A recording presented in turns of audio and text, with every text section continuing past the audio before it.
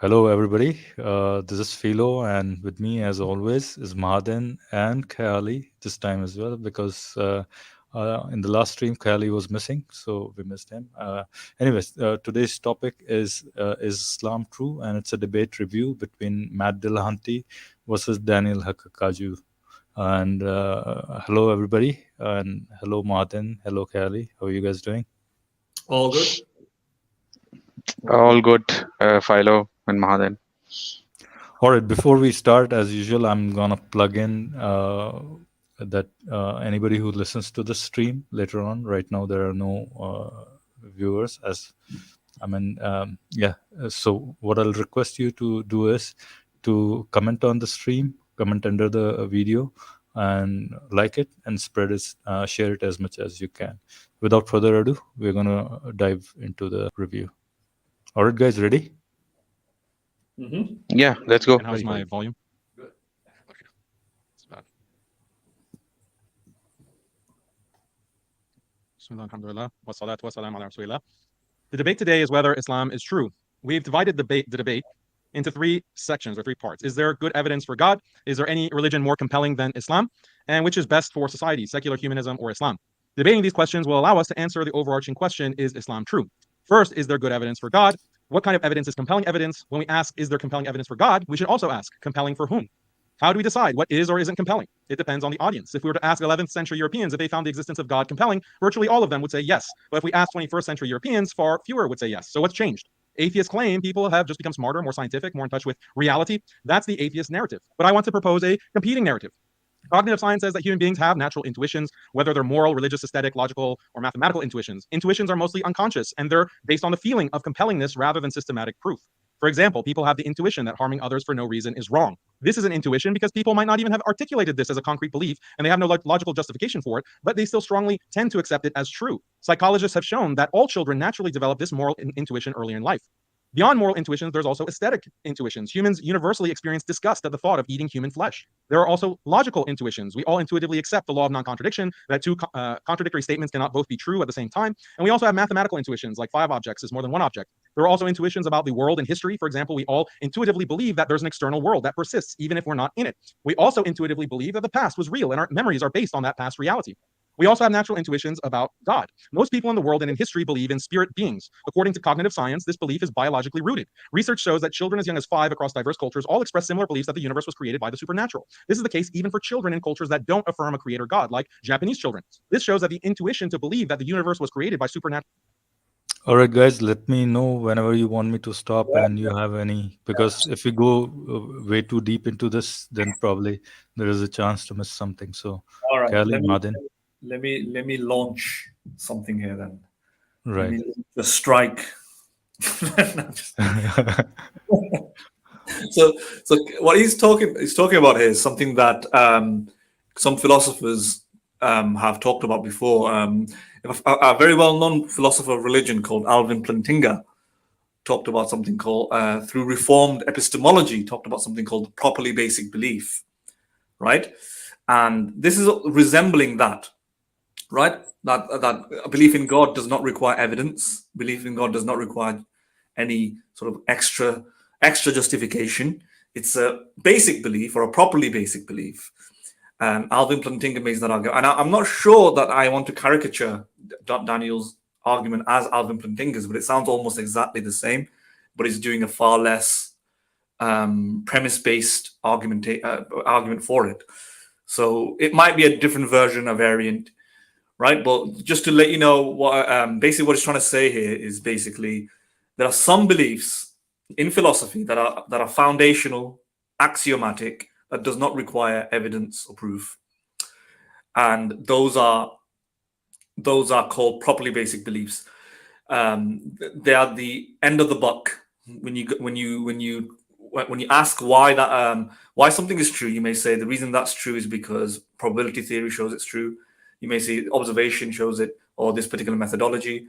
Why that methodology is correct is because scientific labs produce reliable evidence. Why scientific labs good? Because of induction. Why is good induction? Because of the induction principle works. And then when you ask, but why is induction true? Or something like that, why does it work? And then you have the problem of induction. We kind of just stop there, and we can't go further than that. And we didn't talk about the problem of induction and so on. Whereas some philosophers have said, like Alvin Plantinga, that these are foundations of knowledge that don't require proof in and of itself. They're just basic, in the sense that for all knowledge to be erected, for all knowledge to arise about the world, this foundation needs to be accepted, and then all knowledge from that can arise. It's like the first layer, first basic ground zero launching pad before all other beliefs are built on top of it. So induction might be one example, and just like Daniel is saying here, certain things are not questioned, like morality, moral beliefs, or the moral sense. Let's say the fact that time exists. I think he may have said it, or will say it, or at least mathematics as well. I think he said. Yeah. Mathematics, 2 + 2 = 4. 2 + 2 = 4. Yeah, maybe even the external world. And Alvin Plantinga gives the same examples. He also says the existence of other minds, right?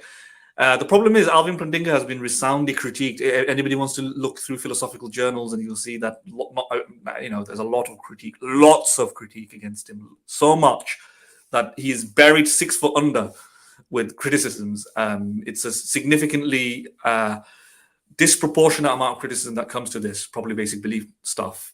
It's not widely accepted within the philosophy of religion, other than amongst some people who want to make the case for theism much easier, more intuitive, and closer to faith, right? So that's all I'll say now. I'm not going to go into the criticism and unpack it all, because I think we can do that later. But I'll let Khayalie talk for now.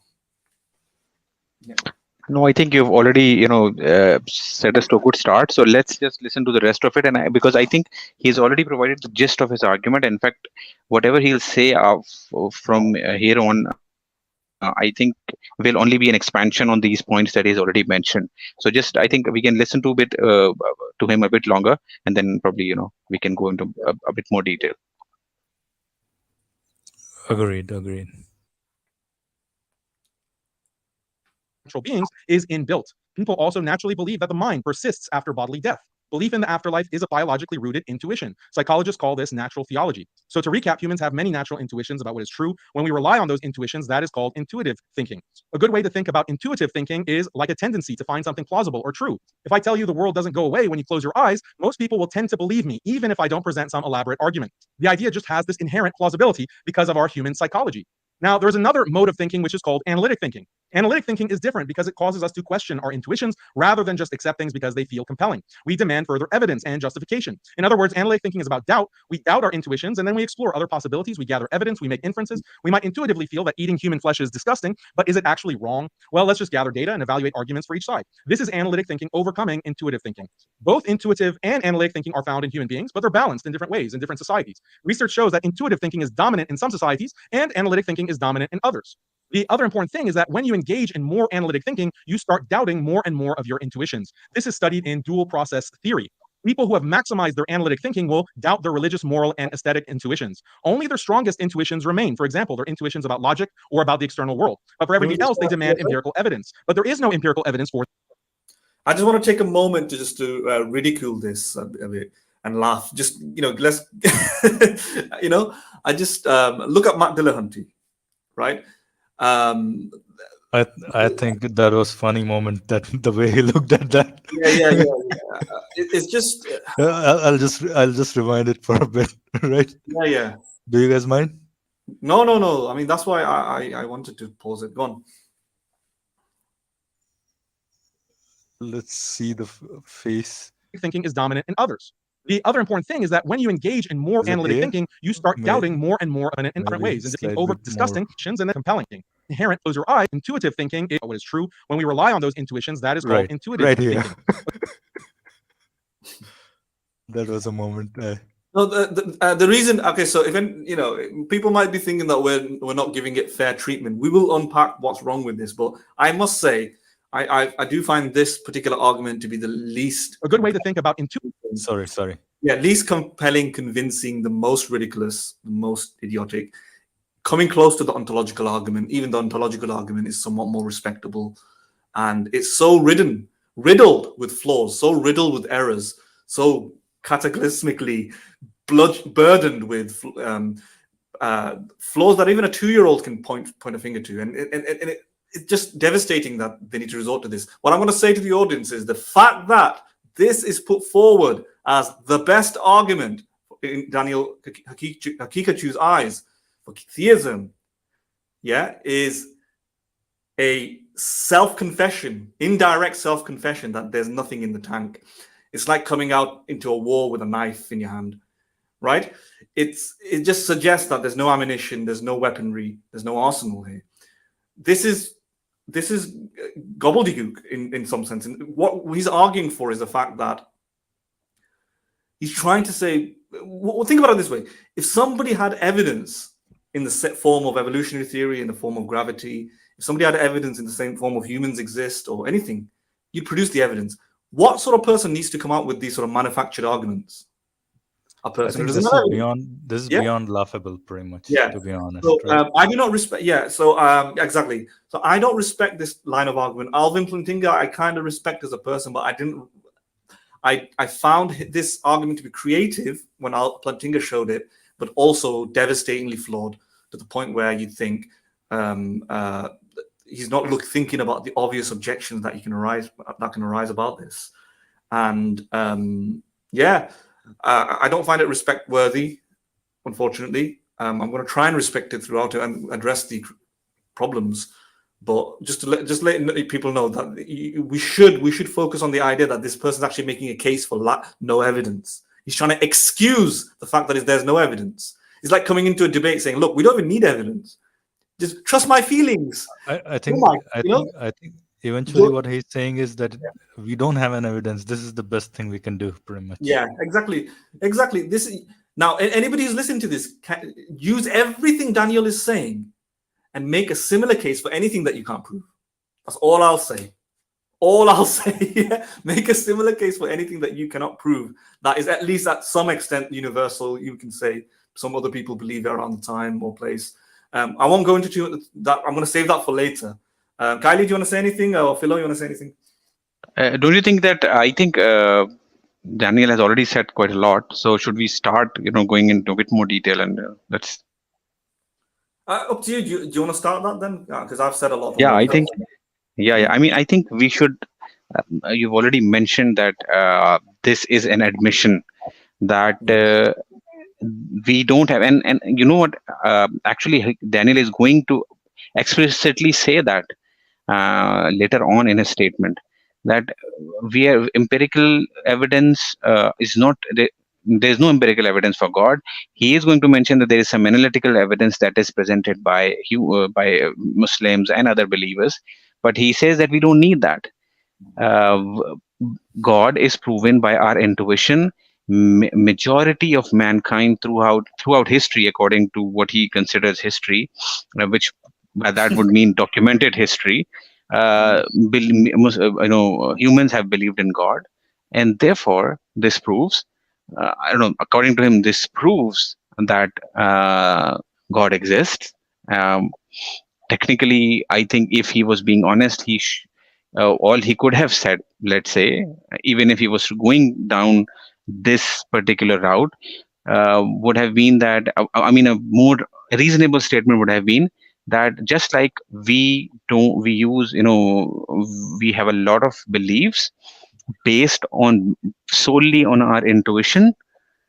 Similarly, our belief in God is also justified solely based on our intuition. This should not conclude from this. We should not conclude that God truly exists. But what he might conclude from this is that his belief in God is justified, just like other beliefs that humans have through intuition are, let's say, considered justified. I think this will lead into a series of serious problems, basically, and I'll give one or two examples. I'll try to equate those. One is very basic, and then we encounter pretty often, and there you'll find there are junkies who deny that the Earth is round, right? So the flat Earth theory, right? That is still our intuition. I mean, if you think through it, our intuition says that Earth is flat, right? And that was the case for like millennia, probably before Copernicus and Kepler came into, or before that time. So if you were to believe that those kind of intuitions, you can see demonstrably that you have been proven wrong for your very basic core intuitions, right? So that is one example. Another example is the horizon, right? The horizon problem, right? You see that the uh, at the horizon, you see that the uh, Earth meets up with the sky, basically, right? But that's not a reality, basically. But if you want to go and make up that as a reality, again, it leads you into really absurd conclusions, pretty much. But those are in basic, very basic intuitions, right? And unless until we came up with better theories, maybe empirical data and all those things, those intuitions will be demonstrably wrong, pretty much, right? So yeah, I mean, I don't think I have any more to say here.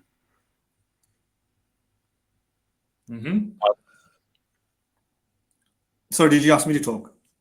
Yeah, shall we move forward? Khayalie, you have anything to add? Mahdin, you have anything more to add? Is there a lot more to hear from Daniel's part, Kylie? I know you've seen a glimpse of it. I mean, what I'd say is that, as I mentioned earlier, he's going to expand on this argument now. He wouldn't say too much about it, but he's going to make I think, one or two uh, further points which he might not have mentioned yet. But I don't think he's going. I'm not sure exactly how long this is going to go, but I think he has covered the primary argument, so we can Can I actually add? discuss it. Can I add one more point? And that Yeah, is yeah, sure, to, sure. again, one more example, basically. He talked about, maybe he probably expands on these things that I'm objecting to, and he has already answered. The moral intuition. And I think that kind of equivalence does not fit really with the God, basically, because you have, for the moral intuitions, you can demonstrably see what kind of effects it has, right? And then your moral intuitions have, you can say, at least on a fundamental basis, that your moral intuitions are probably uh, forced by other fundamental things like empathy, or maybe um, compassion, and all those things, right?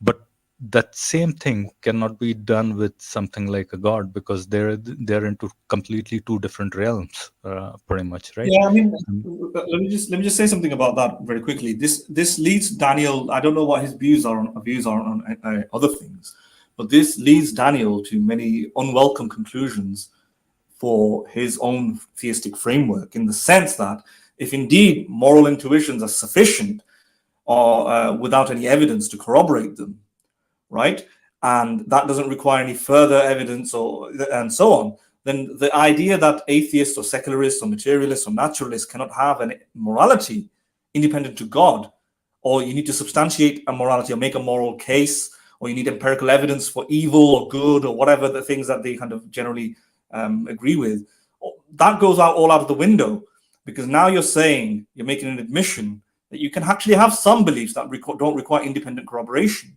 But if that's the case, then what is the need for challenging atheists on atheist morality and saying it's all relative and subjective?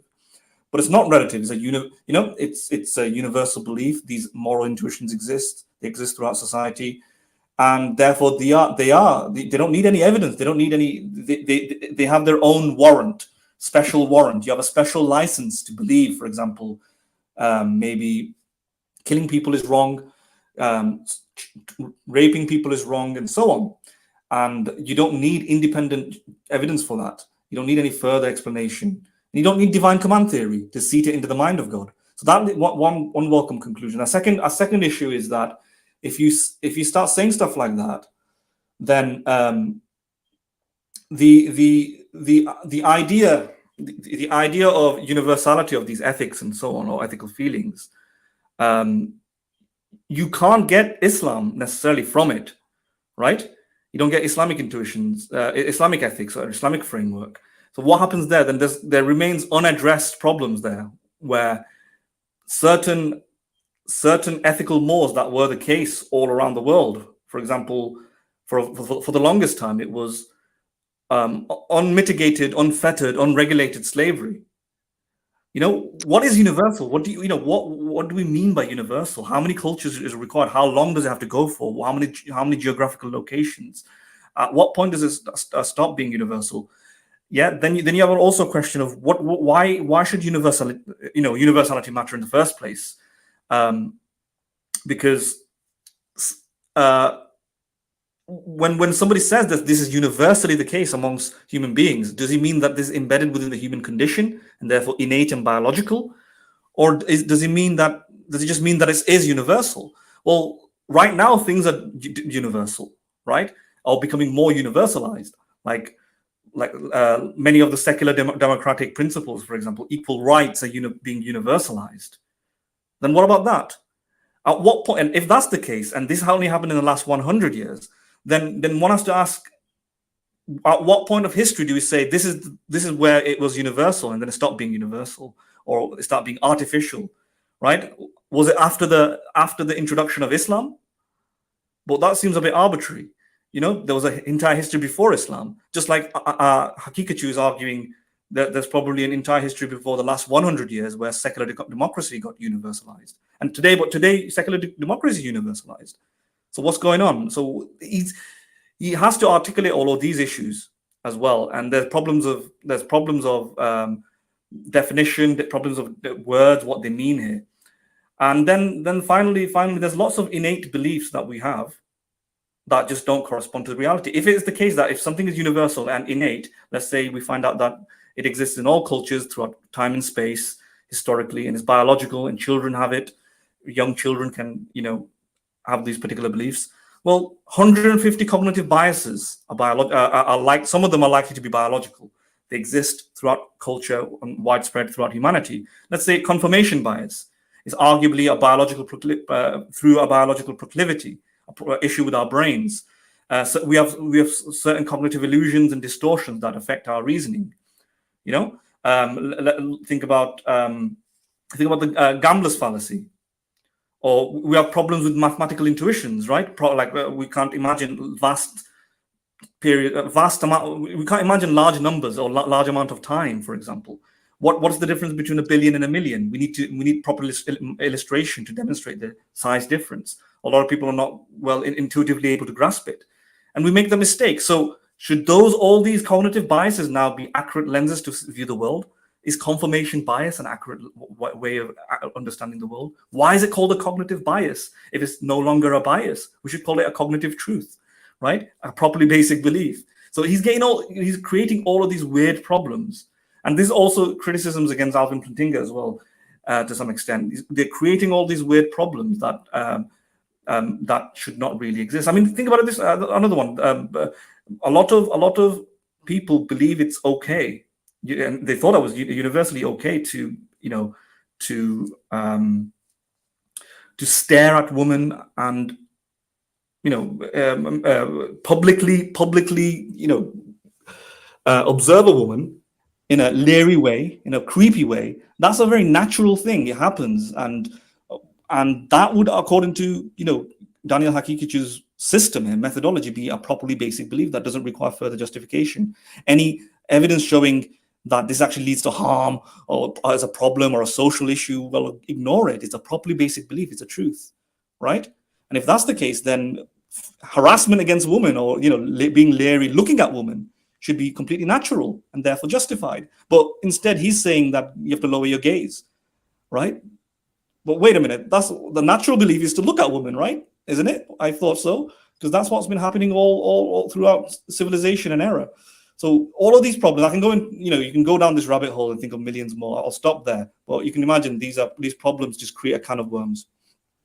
Right, I agree. And yeah, I mean, one of the fundamental points that Mahdin, you touched, how far are you willing to go back to see if those moral intuitions have been there forever or for however long? And that's one of the reasons, because as you mentioned, there were women were being stared at, and that was considered not as a kind of moral intuition, right? And then sacrifices and all those things were happening all across the tribes pretty much for whatever Yeah. intuitions Hello, they at had what, about the at what point? At what point of humanity? Because humanity's been here for 300,000, more than that, maybe. Yeah. right, exactly, and that's the point I'm saying, that the sacrifices were all across the cultures, pretty common to your firstborn child or whoever, right. So where do you exactly stop and say, oh, okay, these are not our moral intuitions anymore, and what we have taken from those, the God belief is the proper, intuition to reach to a kind of a reality, basically, or to a belief, at least, in a Yeah, sense. polytheism as well, and animism, thinking that objects, trees, sun are gods. That was very natural, and that, Exactly, yeah. where do we stop the buck? Where do we say after this point it's artificial and not natural? What I don't know. I don't know what he means. I basically don't know what he means. But yeah, carry on. I think a very important point that you have just raised, and I'm just going to repeat it because it's very important. That what you mentioned about when Haqiqatjou presents this argument, he has to concede then that their question or their criticism on atheism about their source of morality, because the Yeah, moment you are going to use your moral intuition as a basis and as something that is innate in us and not requiring us, and considering it something that doesn't require anything else for us to verify it, to evaluate it, or to confirm whether it is our moral intuitions are right or wrong, then there is no then the question that theist often asks to atheist about what is where do you get from your morality from. The answer is simple: our intuitions. So this, you can't have your cake and eat it too, right? So you'll either have to go this route or that route, so choose one. You can't do both, and this is often what theists actually do when it comes to morality. This might be a bit off topic, but this circular reasoning is often employed by theists because they want to prove God through morality and morality through God. So they can't play this game, this double-sided game. That you have to stick to one side, choose one side, either base morality in God or base God on morality. So although we could criticize that as well, but at least being consistent, you should, in order to be consistent, choose one side. So yeah, this is one of the very key points that you just mentioned. Other things that you just talked about, our moral intuitions. Again, you're right. So, for example, throughout history, slave people considered slavery was fine. It was not considered something wrong. So their moral intuition was, so I mean, just to people emphasize, who just to emphasize, what I mean yeah, is not Islamic slavery. I mean unregulated, unfettered, total, exactly, where you can actually complete chattel slavery, like the transatlantic Atlantic. Can't even talk anymore. There's this complete slavery in the form of you can own, kill, maim, torture, barbarically Trade, mutilate. Yeah, buy trade. and sell, and all Yeah. those things, Now, yes. we actually may say that Islamic slavery was a little bit better than that, but that was not the norm. The Islamic slavery, they kind of proudly declare that to some extent Islam came in reform. yes, And so that's not the norm. that needs to be emphasized. Exactly. So Yeah, what we I mean, talking? yeah, Yeah. Mhm. yeah. Please go ahead, Mahdin. Please complete. No, I've said it. I think everybody gets the point Yeah, of what I'm trying to say. It's a historical aberration. Islamic slavery. I mean, there are similarities. There are similar empires which came very very close to the Islamic Empire. Similar proponents of secular democratic even not right. democratic, secular proponents historically as well, like Seneca, who asked for the abolition of slavery. I think even some Chinese philosophers, and there were empires, I think, at certain periods of time in the Chinese history that actually did abolish or significantly limit slavery. Although I'll need to get a reference for that if anybody wants to ask. But Yeah, well, but it it was, wasn't the norm. yeah, it wasn't the norm exactly. But then that would be the norm, and then why are we following Islamic slavery? So he's got a bit more work. Maybe he's going to say something like, he could make the argument that, but then when you have an intuitive belief or a moral, prevalent, universal moral belief, when we have that goes against God's belief will override. So he has to make it more sophisticated to make the methodology work. You see, he'll say something like, yes, on its own, universal intuitions are good grounds for justified belief, unless there's some sort of countervailing reason. And the countervailing reason in this instance is that the Islamic God is the reason. But he needs to make more work. He has to explain how that works, right? How does that work? Why should one intuition, for example, override the other intuition? One. The second reason is, why should we even intuit ourselves to the Islamic God over all other gods, right? So he's not made that part of the case yet. Right. And yes. Yes, Philo. Just one objection I wanted to make here, how Daniel might respond to this, and he'd say a practice or a tradition doesn't become an intuition. Pretty much in this case, he might be saying, okay, slavery was a tradition but was not an intuition here, right? Okay. But then he has to demonstrate that all those things that he's talking about, the God belief, they haven't become a kind of intuition through tradition, right? I mean, that then Right, again, Philo. he's begging the question pretty much over there. And we know that. Right. That's a good point. Yes. Yeah, everything that you said, we kind of know as well. That that's why Hamza Zorses and all these folks when they try to make the case for God is a intuitive or instinctive, innate belief or something like that. They try to demonstrate it using, to some extent, evolutionary psychology, developmental psychology, and so on, to demonstrate that this is a natural, innate, inborn belief that children are hardwired to adopt, develop, and produce, basically. And they cite certain studies. If you've heard of the notorious name, I think Philo, you might be able to remember it, when he had these engagements with Essence of Thought in 2015. I don't know if you know. And he cited some academic called Olivera Petrovich, I think, and Justin Barrett. And Essence of Thought pretty much to him in back and forth YouTube videos, showing that in fact he's misquoting, misunderstanding the literature, and in fact there is no journal or a series of articles substantiating the idea that God believed, that we are born with a belief, innate belief in God. There is no such evidence. And in fact, there was another atheistic philosopher who did a literature review, or compiled a literature review with the name, I forget his name. I think his name is John Shook, right?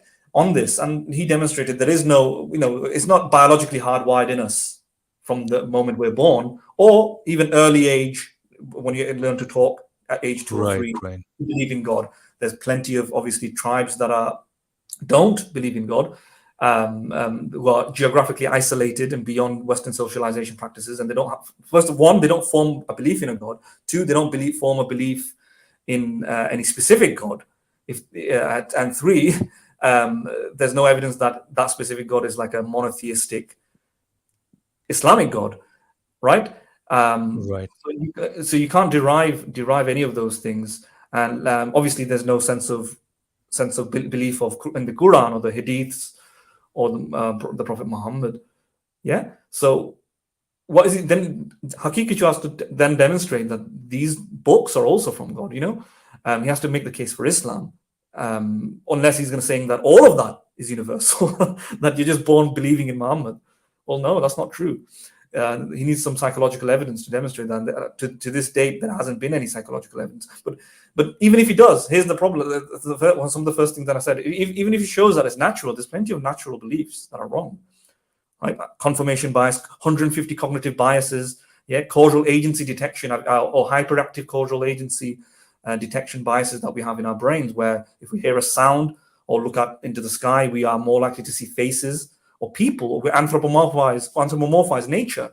A lot of people might know here, when you're lying down in bed when you're a kid and you're looking at the ceiling, you might see people in your roof, or you might see people in a painting. that are just not there, or in clouds. That's how astrology formed, right? You look in the cloud and you kind of form impose a little animation on the cloud, and you see a picture that's not really there.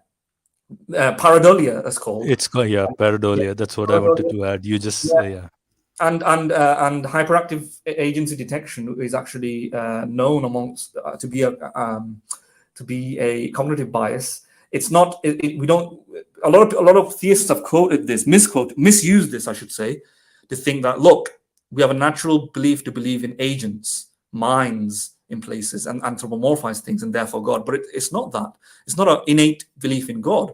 Rather, it's an innate belief to think that there's a person around the corner, right? So if you're walking down the road and you hear a bristle, you hear a hiss, you're more likely to think that there's a creature, there's a thing there, right? We do that, and there's a reason for that. And evolutionary psychologists say that this increased our prospects to survive, because it's better to have a false belief.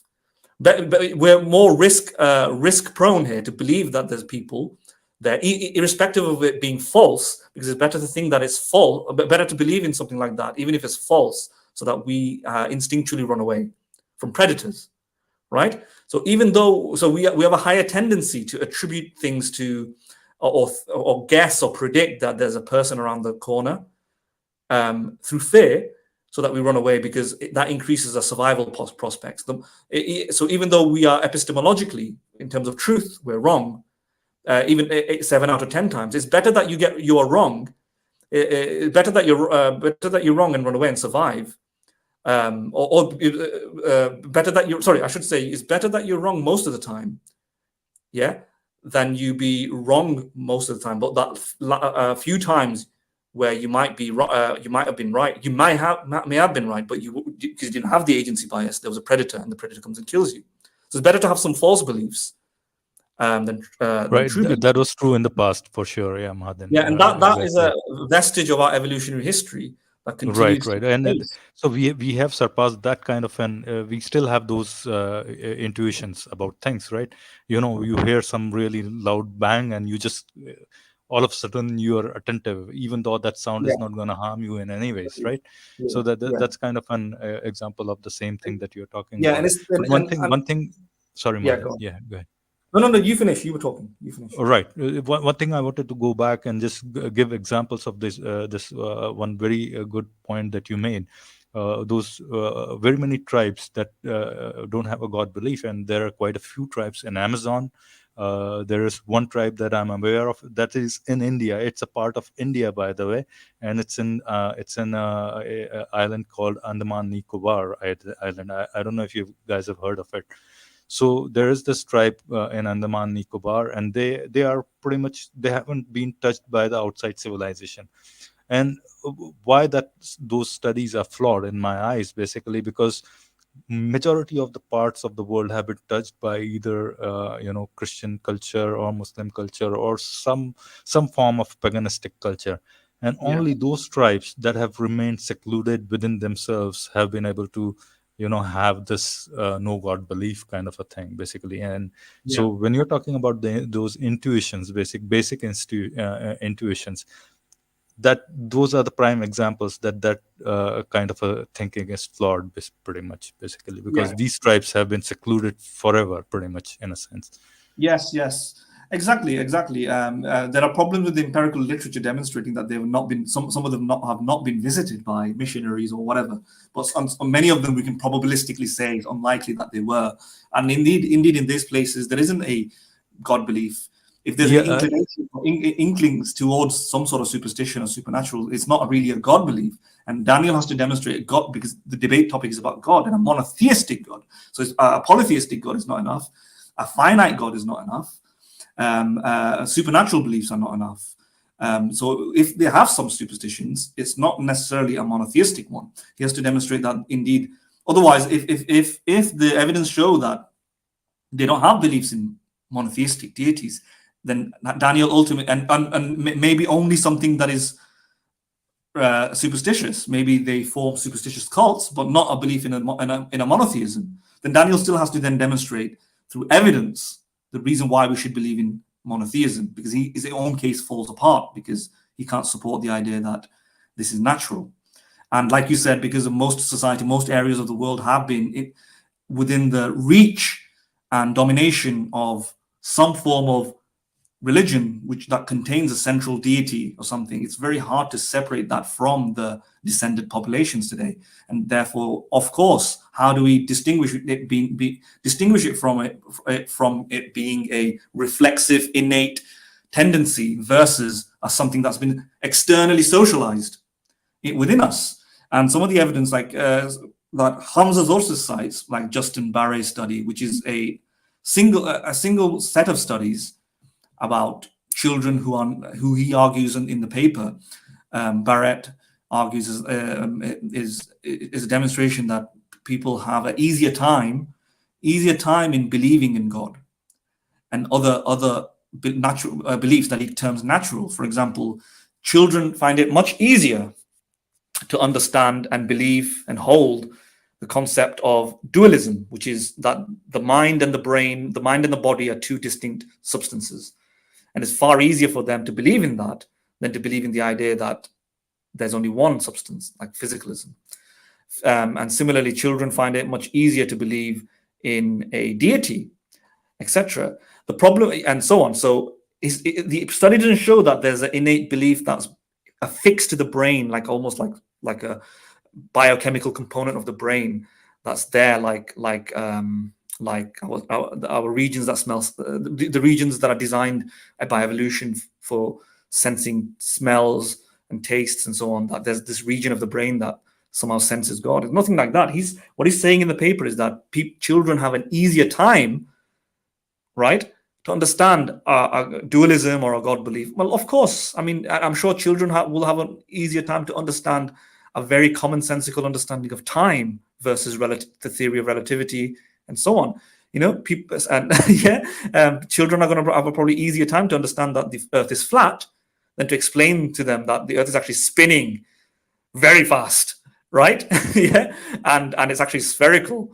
So these things are obviously easier for our child's mind to understand because it's a child's mind, and there might be reasons for that. And furthermore, Barrett's study doesn't actually show it doesn't demonstrate the social, it doesn't control for, I should say. Science has to control for things. It doesn't control for the variable of indoctrination and socialization versus natural impulses and so on. We have because these are children at the age of 3 who probably, and most of these parents probably talked about God and creation and so on. And there's no way to separate this from the children's socialization. How do we know that this wasn't, influenced by the parents, persuaded by the parents, through influences and so on, to hold on to these particular beliefs? Of course, you might have an easier time in holding on to a belief that your mom and dad told you over and over again since you were young. And then when you're introduced to counteracting beliefs that go against that, you're going to have a harder time to accept it. So again, it's entangled with all these social pressures as well. And Justin Barrett's study doesn't do any job of separating that, which a good scientific study should be doing, and he doesn't do that. So Barrett's study is just one study. Vast majority of studies, sometimes go the other way. Then there's many studies showing that children don't do that. Children do not hold a belief in God, or and so on. And some children can actually distinguish between fiction and reality more easily, more readily, especially when they've not been indoctrinated into a religion. But when they have been indoctrinated into a particular religion, they find it difficult to distinguish between fact and fiction. So again, that's a study supporting the idea that social influence, religious upbringing, and teaching has an effect of how you look at the world. And Barrett's study might be contaminated with that as well. All right, Mahdin. I think you said everything that probably should have been said about this. You rightly said that the Barrett study was flawed. So many problems. I think probably we might keep going on. Maybe what ages were the children taken to be as trial subjects, basically, right? I think toddlers. Yeah. Sorry. Are you asking me, or are you just saying something? No, I'm asking you. What were the ages of those toddlers? I can't be exact. Yeah, they were old enough to be conscious agents capable of learning things. Because one of the problems that's over there is, like, how do you how do you even communicate with kids who are like really young? How do they communicate their beliefs, pretty much, right? So either you go really early, or you risk that that they being indoctrinated within the families themselves that they have been born into, right? Because they're going to see the world around themselves, their parents, and they're going to get influenced by it, maybe consciously, maybe subconsciously, right? And so those are the problems right there. And this data is coming from probably self-report. I'm not quite sure if it was a controlled trial. I mean, it's very hard to do a controlled trial of something like this, right? Yeah, it Because wasn't a you have control to trial. keep the kids at home, right? Yeah, in a The kids are at home, and Yeah. you're doing a trial from the reports by parents rather than Yes. just trying to get the data directly from. So I think it's a very, very flawed. I mean, from I'm the not outset, sure it seems like I very. can't recall if it was. Yeah, I can't recall if it was from parents per se. It might be by studying the children, but it doesn't control for the upbringing versus whether it's natural. It didn't enact any methodology to distinguish between whether it's innate versus it is upbringing. Yeah. But I mean, Yeah. even considering that they went over there to, but you still have that environment in the house, right? Whatever that environment is, right? It's the Yes. societies.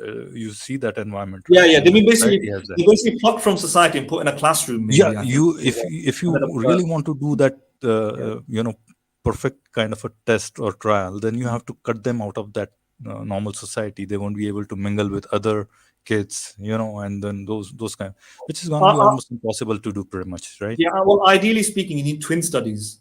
So a twin is born to one family, a twin is born to another family. That controls for the genetic component, and they're raised in different environments. So one twin is in a religious family, and one twin is in and religious society, and one twin is in a irreligious family and an irreligious society.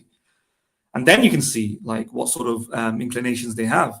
And if one twin, for example, has an easier time to accept certain things versus the other, then you might say that, look, the child's mind is more capable of resisting certain beliefs that they find awkward. Like if you try to teach them about a monistic theory of mind, a physical mind, then they don't find that intuitively appealing. They intuitively reject it. And then you can say that this is most likely not influenced by religion, most likely not biological. The environment, most likely, I misspoke. Most likely not environmental, because the environment is controlled for. This is a child in an irreligious society. Yet he or she has an affinity towards holding certain beliefs. Like they're more likely to accept beliefs when you explain it to them through a religious lens. Like the soul was put into the body. The body is made out of a soul. Sorry, your self is made out of a soul, and the rest of your body is a physical body, and they're more likely to find that appealing, versus a monistic theory where the soul, there is no soul. It's just the consciousness is physical. And if you show that, then you can show that it's easier. But then Barrett called that natural. He said that since they're more susceptible to accepting one, therefore it's natural. And in some sense, I can understand. He doesn't mean natural here to be that it's just known without any learning. He meant it's more easier to understand. That's what he means by natural. It's a very subtle use of the word natural. He means that we have a tendency towards going in that direction. In some sense, that does make sense to call it natural, I would admit. And if that's the case, yeah, that would show that it is natural. But then it won't tell you anything about its truthfulness, because that would be the naturalistic fallacy, right? It's natural, therefore it's right. It's natural, therefore it's true. It's not. That's the naturalistic fallacy. And there's plenty of things, like I said, that are completely natural. Cognitive biases, many cognitive biases are natural, right? And just beyond a cognitive bias, the illusion of the fact that the Earth is flat is very natural. If you teach a child, and not just the illusion of the Earth, time, the fact that time is not absolute and time might be subjective. And relativity shows that time is very weird. It's a weird concept. Should we just get rid of physics now because the child's mind can't understand it naturally? Is this what it's come to in order to believe in God? Is this what Daniel Haqiqatjou, repercussions of his belief. I think we took a Mickey out of him basically. This is the repercussions of his belief. Einstein is wrong, everybody. This kid can't believe it. Yeah. What the heck? It's Right. natural. Time is natural. We should. Why didn't anybody say this to Einstein when he came out with his theories? Look, Right. dude, have a haircut. Yeah. And Our understand. intuitions are going against you, Understand. premature. Yeah, and understand that time is absolute. Newtonian time makes a lot more sense. Newtonian time is the truth because it's innate. Children believe in it. Yeah, yeah. Before the 20th century or whatever it was, everybody believed in it.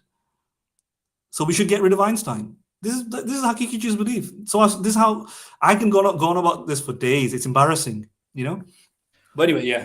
I think Daniel has I don't know. Hold on. There is a message. Let me highlight the message. Khayalie, between if you want to say something, I'll just. Whilst you do that, let me just respond to a private message of mine. I'll be back in about 1 minute. Okay.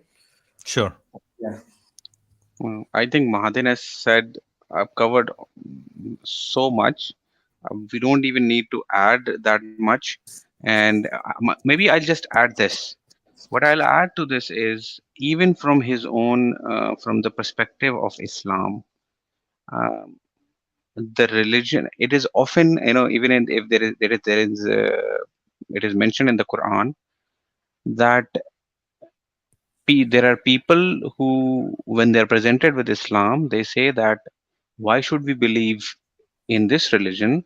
Were our forefathers wrong? Why shouldn't we believe them? So, isn't it a similar point that Daniel Haqiqatjou is making? Islam or Quran is actually criticizing people believing in the religion of their forefathers just because of the fact that it innately, it seems aligned to them because of the fact that they live in that culture, or that those beliefs have been adopted through their forefathers. I can hear an echo. No, I. So what I was saying is that this even goes against his own religion and his own book, that such standard or default beliefs based on what someone's forefathers believed, what a majority people believed, that thinking according to your own religion is wrong. In fact, this has been mentioned so many times in the Quran that majority do not believe.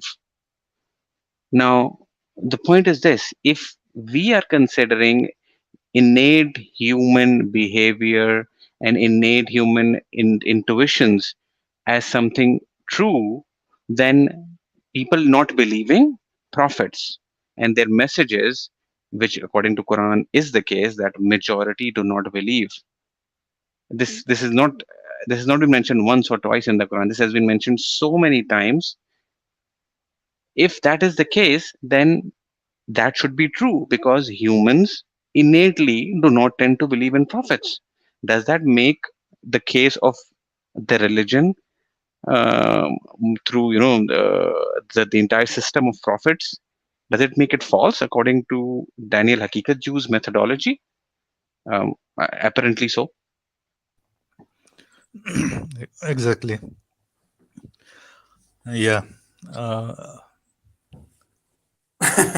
Yeah, I mean, he needs to. There's a lot more work that has to be done here, and in the sense that he needs to show whether certain things are natural and how do you go about figuring out it's natural and what's the evidence, and it's not just a hallmark of the workings of the human mind based on the current knowledge and understandings of the time. For example, for 10 centuries, human beings believed in plenty of crazy, weird things, like, for example, epilepsy was caused by spirits, or possession, it was some sort of possession. Ghosts had possessed the unfortunate victim of what is now known to be an epileptic seizure. And that was just a result of ignorance or lack of knowledge of the time. All of this then we should rewrite entire human knowledge. Schizophrenia, epilepsy, these are medical terminologies that are just bankrupt right now, because we should get rid of it, because Haqiqatjou has shown that as long as something is known universally and intuitively for a long period of time, arbitrarily dictated by him as to where the period of the time starts and how many cultures need to believe it, and without any particular evidence to demonstrate, to figure out what is natural or not, he just says it, then everything else that deviates away from that is to be discarded as superfluous inventions that deviate away from our natural nature. So the psychology community is completely wrong about schizophrenia. They're completely wrong about medical community is completely wrong about epilepsy. It's the Stone Age dwellers and so on who believe, they are right. That they're going to be all right. And back in the day, well, I don't know how, during hunter-gatherer times, they used to drill holes in the heads of people in order to take out spirits. That was prevalent for that time. How does he know that this is not just a problem of knowledge and understanding over time, during a period of time, and information loss, which with greater information we've acquired a better understanding? And I'm sure he accepts that for many things. So how does he show that that's not the case for God? If case for he's right to say that civilizations historically believed in God. How does he distinguish that from a genuine natural belief versus just the inner workings of the human mind of the time, because we were in intellectual poverty of the time, and he's not. I don't know how he's going to show that. All right, Mahdin, I'm going to read the message from Cosmic. I think I don't know what happened to Cosmic. He said he's going to join, and then I don't know if he's coming to join. I'm going to hopefully join the stream. I have watched half of this debate already, so hopefully we'll have something reasonable to contribute. Just waiting to download and install iOS 17, then going to jump in. And after that, his message was, the belief in the earth being flat is also super intuitive and was widely held in the past. The idea that it's spherical really messes up with your intuitions. All so right. let me just quickly say something about all the other stuff that Haqiqatjou said, since we're kind of beating a dead horse or donkey at this moment. He said, just like all these other things, like logic, the laws of logic, just like moral intuitions and so on. If that was just like, what else? What else did he say? Did he say the existence of other minds? Here's the thing: it is the same mathematics and all those things, right? Yeah. There you go. So this is the same criticism that I made against Alvin Pradinga about these things. Those things can indeed be justified to some extent, right? So there are different theories, different ideas that are posited to explain those things. For example, logic might be reducible. So these are I don't hold any of these particular positions, but I'm just going to outline some positions. That this is not an exhaustive list. Some philosophers, for example, say logic is reducible to natural phenomena. That logic is merely descriptive. Now, we describe it as logic in syllogistic form through our language means, but logic is just recognizing a feature of reality. And then once you recognize that feature of reality, we then formulate a set of rules. What we have noticed is that if an apple is falling from the tree, then it can't be simultaneously true that apple is not falling from the tree. Yeah? If a human has 4 limbs or appendages, then it can't be simultaneously true that a human has 3 appendages, right? That's just a recognition of the natural world. The natural world just operates in this manner, and therefore logic can be reduced to descriptions of the natural world. So when we come up with things like the law of logic, that's our human invention, right? But when we say it can't be the case that A is true and A is not true at the same time, that's just a formulaic way of saying a banana. It can't be true that a banana exists and a banana cannot exist at the same time, right? That's because, and why is that? Did we just make this up, or did we just intuitively realize this? We just went into a cupboard and closed our eyes and realized, wait a minute, we are just describing the world. We learned this how? Through evidence. The evidence, the reality of the world, the reality of the cosmos substantiates this. That's not the same as God, right? So logic has some evidence, which is that it's just a description of the world, but God doesn't have the same parallel.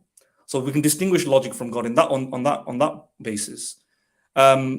some other theories of logic would say, like Hilary Putnam, who is a philosopher of science, that every single scientific theory presupposes the usage of logic, and our best scientific theories work as a result of that. You can make the argument that none of our scientific theories presupposes the use of God. God is not unnecessary, but logic is necessary for these scientific theories to work. Without logic, the scientific theory falls apart. Without God, on the other hand, the scientific theory doesn't fall apart, and therefore logic has a basis in that. And other stuff might be, logic is through analytical thinking.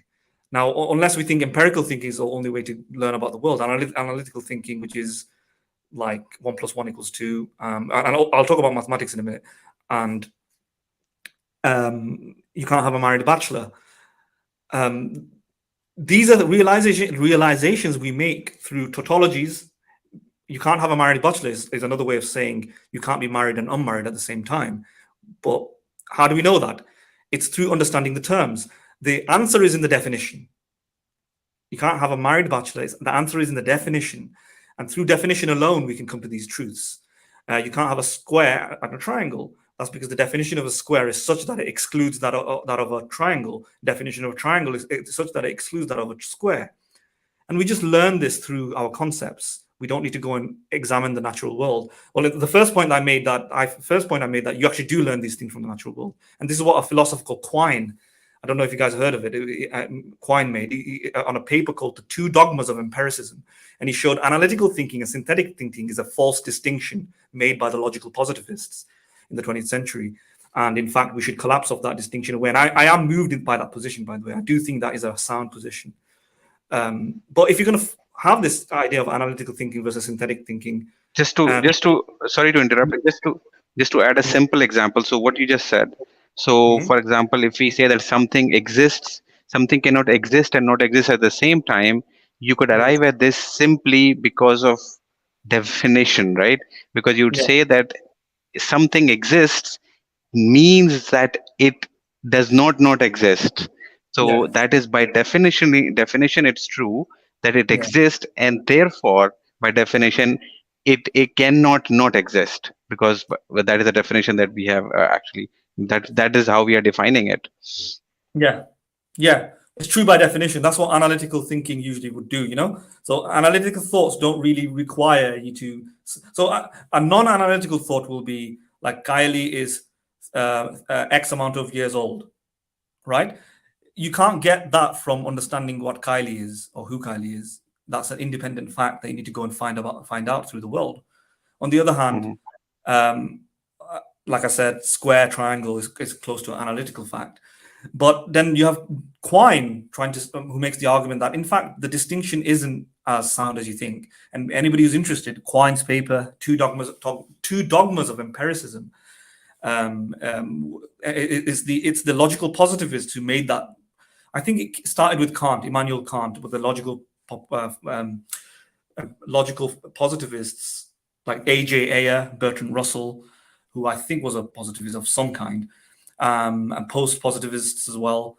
They maintain the distinction between analytical truths, true by definition, those that are tautologies, but they don't actually explain the world.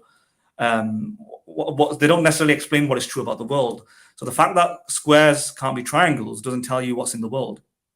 It just tells you that a square can't be a triangle. But in order to know about the world, you need synthetic truths, which is when science comes in, which is observations come in, right? So the fact that a bachelor can't be married, because by definition, doesn't mean that the world contains any bachelors. In order to find out whether the world contains any bachelors, you have to go out there with a microscope, telescope, any scientific means, or just your observation with your eyes and detect, look, here's a person, he's a bachelor. Oh, bachelors exist. You can't find that out by definition alone, right? Unless it's very, very complicated of a definition, but usually you can't find that out through a definition. Whereas you can find out through a definition that a bachelor is somebody who has to be unmarried, and that's what the distinction that the logical positivists made, and this was kind of blown apart, I would imagine. A lot of people would say. Some philosophers still hold on to the distinction. It's kind of even, 50% of, I think, last time the Phil's paper survey did a examination of philosophers' views, a good deal of philosophers did believe in analytical synthetic distinction, but there's a good majority also, a good minority maybe, didn't. Maybe that's changed now. That's the last time I saw it was maybe like 5 years ago. But whatever the case, the analytical synthetic distinction, analytical thinking can, in itself, can substantiate the use of logic because it's true by definition. And if it's true by definition, then it has one. For example, the laws of contradiction. It cannot be the case that the law of contradiction is false because it presupposes the use of the law of contradiction, right? For it to be false, you have to think there is a false, and there's something to the meaning of falsity and truthfulness. The law of contradiction therefore presupposes the law of contradiction. And therefore, in this sort of intellectual thought experiment, you can come to the realization that this can't be false. And therefore, through analysis, analytical thinking is true by definition, or it's a necessary truth. Yeah. Just like you can't have a married bachelor is a necessary truth. You can't have a square triangle, a necessary truth. So a necessary truth here is you can't have, the laws of contradiction, the law of non-contradiction is a necessary truth. And if it's a necessary truth, then it doesn't need any further justification. It's necessary. Then there's a difference between that and Haqiqatjou's version of God, because Haqiqatjou is saying it's intuition. No, Haqiqatjou, you need to show that it's a necessary truth, just the way I showed logic is a necessary truth. And guess who does the necessary truth stuff? People like Muhammad Hijab with the contingency argument. Again, that means you need to make arguments. People like enthusiasts of the ontological argument who try to make the argument that God is necessary or something, the perfect existence or whatever you want to call it, and other arguments. But you need an argument, you need evidence, you need reasoning. That which means if Haqiqatjou is forced to engage in reasoning, he has to give up this argument of his where you don't need to engage in reasoning. All right, Mahdin, I think you have said it all. Maybe we should turn off the video now. Right. Shall we go further ahead? I don't think Khayalie might be able to tell if there's any more material that we can pick on. So where are we right now? What's the timestamp? Let me see. 15:48 is the timestamp right now. So, I mean, I would say that we have covered so much ground, right? Just from what Daniel had already said. I think there might be few sub points that he might make that we might have missed. But I think we have covered the gist, in quite comprehensively. I don't think we need to even go further. Let's not make this stream too long. We have covered so much ground, and we should let the audience digest what we've already provided them, right? So let's not make this more difficult for them. I think we have covered. Mahdin has presented so many rebuttals to this single argument that I don't think there's any need to further go, even to go into it further. So let's just end it, I would say. Right. Mahdin, what do you say? Shall we post the link and have callers in if they want to talk, or shall we just close it? Post the link for callers. We'll just talk for 10 minutes or something and see if anybody wants to talk about it. All right. So the link is public. Sorry, Mahdin, go ahead, please. If Cosmic Inquirer wants to come on, then we can. Yeah, Cosmic said he's coming, but then he just disappeared. I don't know what happened. He was downloading iOS 17. He said maybe he has gone to Apple America to download it. Sorry, Cosmic, a joke at your expense. But no, you're welcome. Come on in and join. I don't know what happened. You just disappeared. Or anybody else who wants to join, come on in, talk to us, and who wants to see this debate or wants to, just talk about if they've already seen it and want to ask any question, please do join. And if you have any other question, maybe you can also join. Not a problem. So yeah, I think this seems like this debate was a disaster for Haqiqatjou. At least so far, it seems to me. I don't know what happened. I mean, ahead, right? Maybe there were exchanges that demonstrated that he was able to bolster his argument, but so far it doesn't seem so. Yeah. I think there could have been better rebuttals from Matt Dillahunty's side, and particularly I haven't listened to the third part of the debate, but the second part of the debate, once again, Daniel made a very weak set of arguments to prove that Islam is the most compelling religion as compared to other religions. So he gave a few very weak set of criteria to judge this level of uh, compelling evidence. So I think I mean I wouldn't say that Matt Dillahunty dealt with those very well.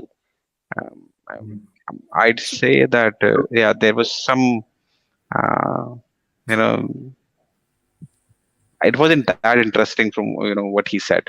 Honestly, I So might be wrong, but at least that is what I understood.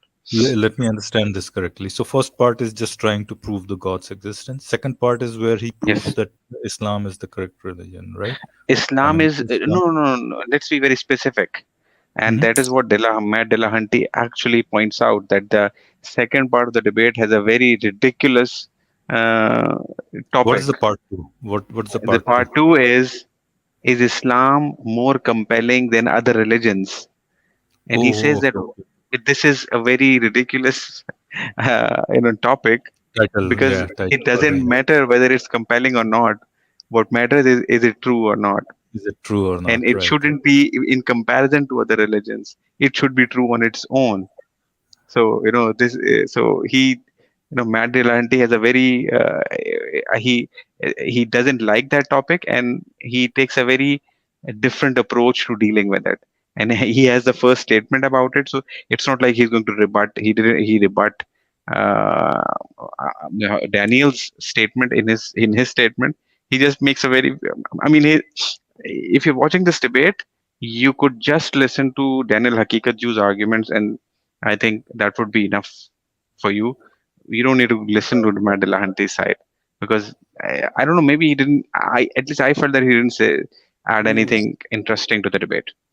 I think Right. yeah. I think this is like a very kind of difficult. It's so bad that it's. I think people might think this is not much of an argument, and they may not You're right.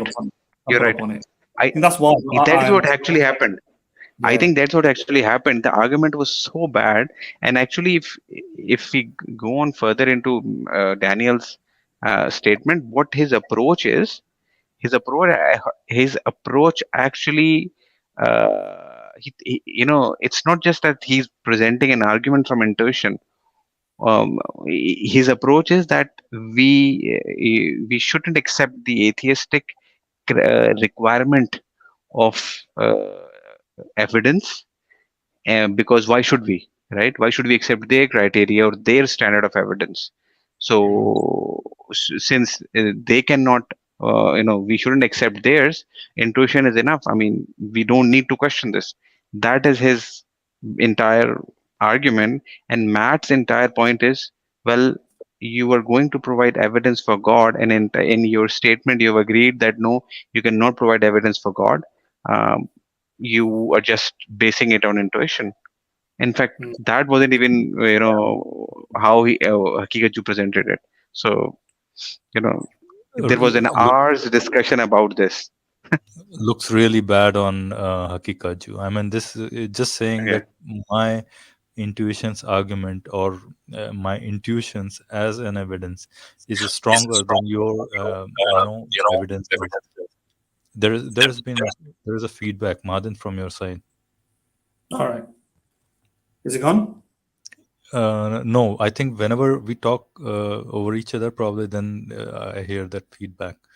But yeah, I mean, what I was saying here is that somehow that comparison, that my intuitions have as much weightage as your empirical evidence, or whatever Matt Dillahunty is arguing.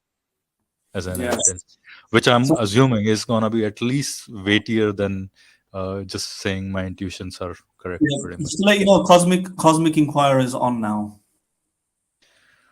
Cosmic, Hey guys, welcome. How are you, mate? uh, I'm good. I hope all of you guys I are thought doing I well. thought you've got a flight to what, Silicon Valley. No, I think there's too many people downloading it right now, so it's kind of slow, to be honest.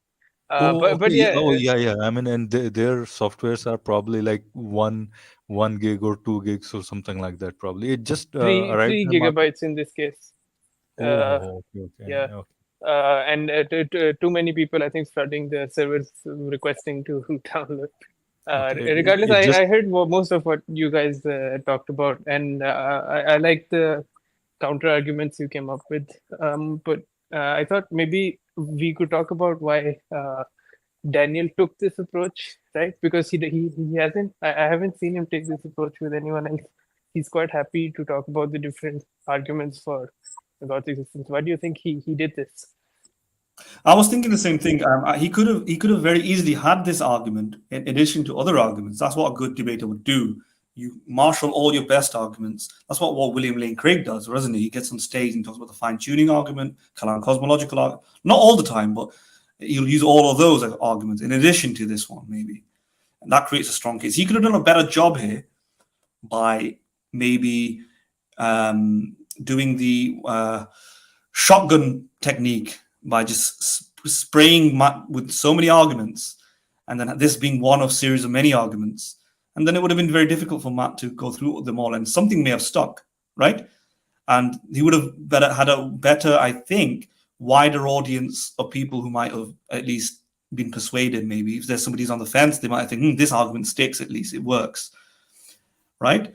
I don't know why he didn't do that. So It's quite funny if you go, because I wanted to see the comments on Daniel's channel. I'm always interested whenever he does debates, right? The last one where he was defending child marriage with the Christian guy, Mike Jones, I think his name was.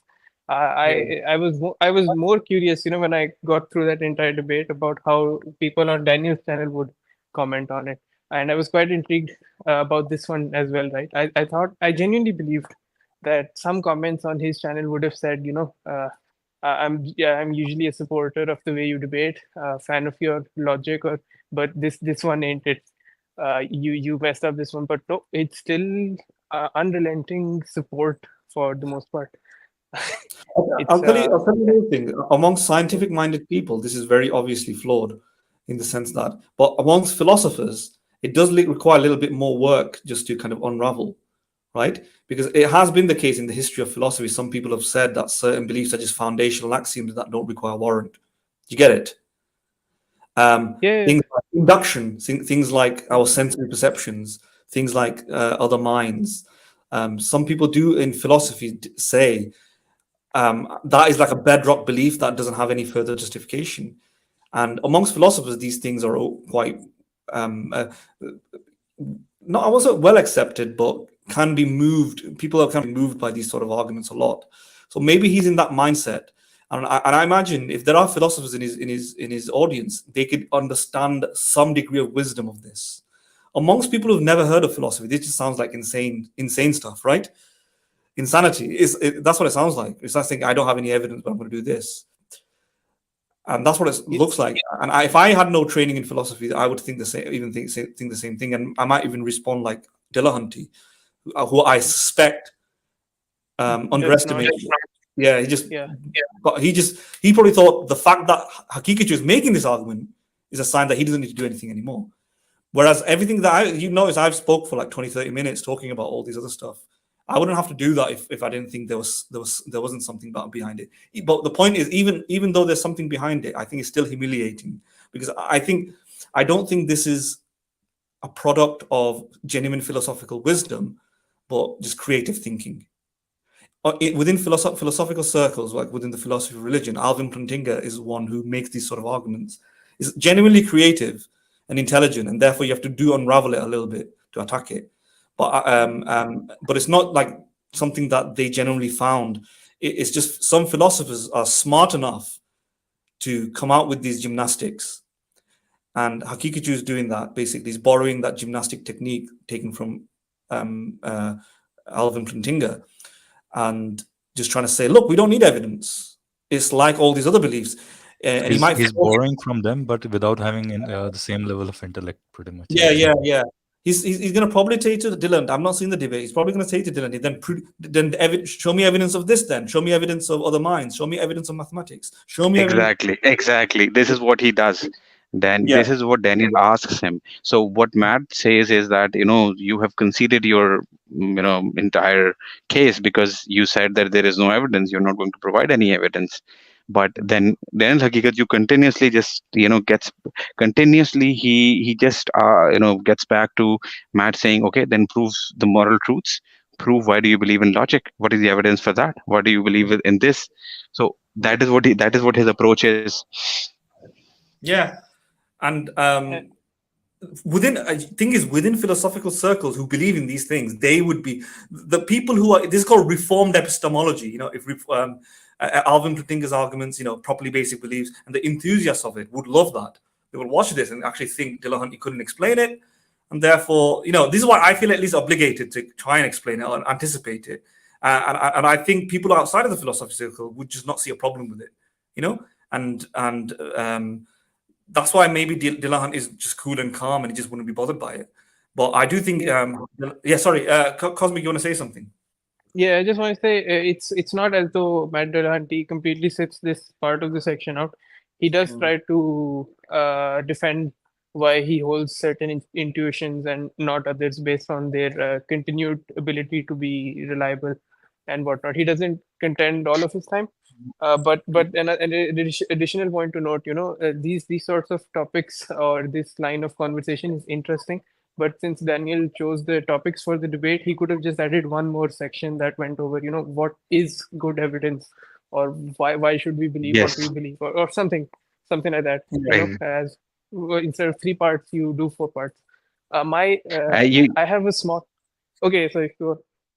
No. Yes, you can. I mean, I just wanted to comment that I totally agree that this, approach that Daniel took, Matt actually seemed quite frustrated with his approach because the first topic was evidence for God.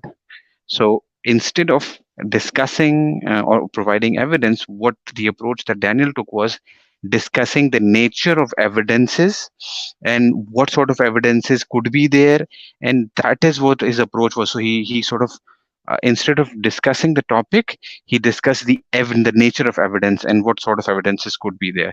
And Matt actually said that you're not dealing with the topic, you're discussing something else. You're discussing the epistemology of evidence and all that.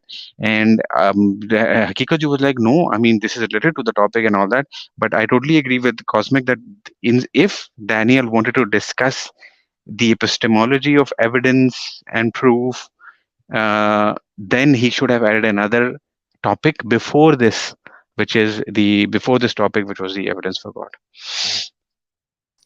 I think isn't he giving the evidence by way of intuition, right? I mean, isn't he? It's a 2-pronged approach, basically, right? You know what? If we listen to the entire portion of his statement, evidence, right? so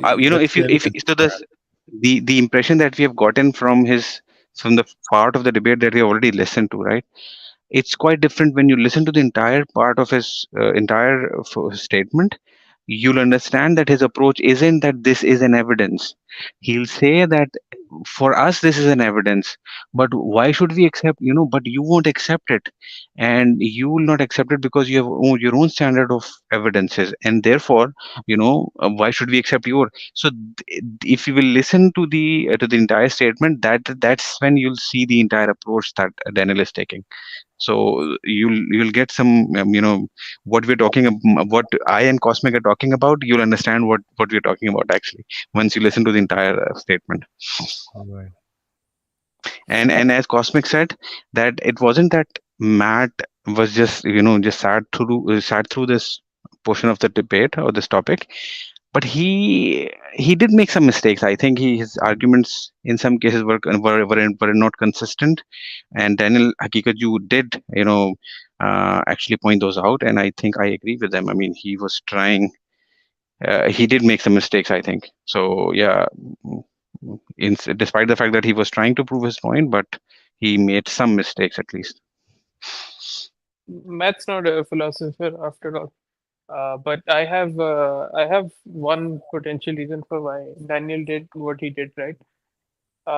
Matt's a pretty good, reasonably good debater, right? And he's very good at explaining concepts, and he's debated and made videos on every argument for God, from design to contingency to others. I think if he stuck on topic and chose one of those reasons, the primary reasons, design, contingency, or one of those, I believe the optics wouldn't have been as good as overwhelming Matt with philosophical questions, which is why I think he took this approach, because I think to him, optics do matter a lot in these sorts of debates. He knows the people he's appealing to are not very interested in the intellectual part of the debates. They're more interested in the body language of the opponent, or stuff like that. I think you were right, and I think this could be one of the reasons. And I mean, he wanted to surprise Matt with the kind of argument that he was going to come up with, right? So I think the Matt was not expecting this particular argument, and plus I think I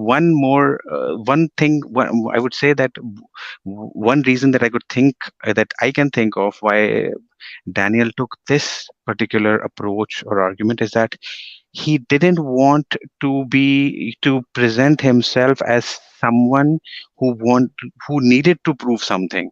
And in this particular approach, the kind of advantage that he had was he was going to continuously put Matt on the back foot and require evidence from his side instead of providing evidence himself. I think that is where Daniel played a very tricky and I would say smart game, right? Don't you think, Mahdin? Yeah. Connecting with what you just said, I think the reason this is kind of attractive, like you said, is puts him on the back foot, doesn't need to prove anything or prove a lot, and it makes his position look a bit more effortless, in the sense that the very nature of this is an innate belief or intrinsic belief is that it's self-evident. Everybody knows it, but connecting with what you said, the reason why they may gravitate to that direction is because they want to. I think there's a movement now within Islamic circles realizing the emphasis on empiricism, strong arguments, logic, and analysis, and the way religion comes. Religion doesn't really come through assessing logical arguments, analysis, and empiricism or science. And when you try to do that, there's good counter arguments against it, and they've probably been overwhelmed by that sort of attitude, that sort of attempts to put religion on a scientific or logical or analytical footing through arguments, trying to resemble the scientific method, like intelligent design and trying to rival the evolutionary theory and so on. They've kind of become exhausted by it. They want to go back to their roots, where most people enter into religious belief through spiritual feelings, right? Faith. And this comes closest to that, right? And that's possible. Again, this is a speculation on my part. That's probably one force of attraction, that they kind of want to reclaim that sort of high ground where actually, can we defend faith? Can we defend the idea that we don't need evidence, we don't need empirical evidence, we don't need laboratory evidence, we don't need arguments? This is just a natural belief. And simultaneously, that creates a strong position in the sense that this if it's a natural belief, then everything else requires evidence. This is just unquestionably true. And that simultaneously also aligns with the Quranic theme to some extent. I know you guys said a lot of people won't believe the Quran and so on, but at the same time, the Quran mocks the unbelievers and says, can't you see the obvious, etc. And this is meant to be the obvious, the self-evident truth. And this is why they find this attractive, of it being a self-evident truth. But yeah, I think that could be a reason why they're going down this route. Right. Mahdin, just a moment. Give me 15 seconds. There's a message by Cliff Eberhard. Daniel lost the debate. He provided no evidence. He should try again next time and do better. Cliff, if you're still watching, if you want, please join. And if you want to, say anything, add to the topic, you are more than welcome. All right, Mahdin, please. Yeah, no. I said what I want to say. We weren't talking about the psychological motivations behind Muslims for adopting and spreading this argument. I think that is one of the reasons, because I think Muslims feel like that. They feel a sense of righteousness, over. Wait a minute, this is so obvious. How can you question it? And that could be one reason as well. And that connects with what Khayalie is saying, that it it means that, look, I don't need to put any effort in. You're the one who needs to disprove this. The burden of proof is on you to show why my belief is wrong, because this is just something that every human being have always believed, and that's his current day approach. I mean, if you notice some of Haqiqatjou's videos and so on, he did a video. I think I only watched a little bit of it, of secularism or atheism, how atheism starts, and none of those dealt with evidence. It all talked about atheism is a product of moving away from your natural state. It's meant to be like a psychological disturbed state. It's because of schools. It's because of media. It's because of this and that and so on. None of it deals with evidence. I think he thinks, and he's not wrong necessarily in this aspect, that human beings are emotional beings, right? And the rise of atheism, secularism is mainly through emotional, social, and emotional habits, comfort, feelings, not sincere deep thinking. So he's probably just trying to make the case that, well, look, you the reason you believe in these things is because you don't come through it through evidence. You come through it through intuitions and feelings of modern day age. But I've got better intuitions. I've got a universal intuition or something, and today's feelings are just an aberration from it. And maybe that's what he's doing. I think he wants to go down that route because that's how he sees the world. He views the world like that, where people are not moved through evidence and arguments to adopt new beliefs. They're moved through feelings and intuitions. I think I'll add something which probably you guys may have already talked about. I may be repeating this point.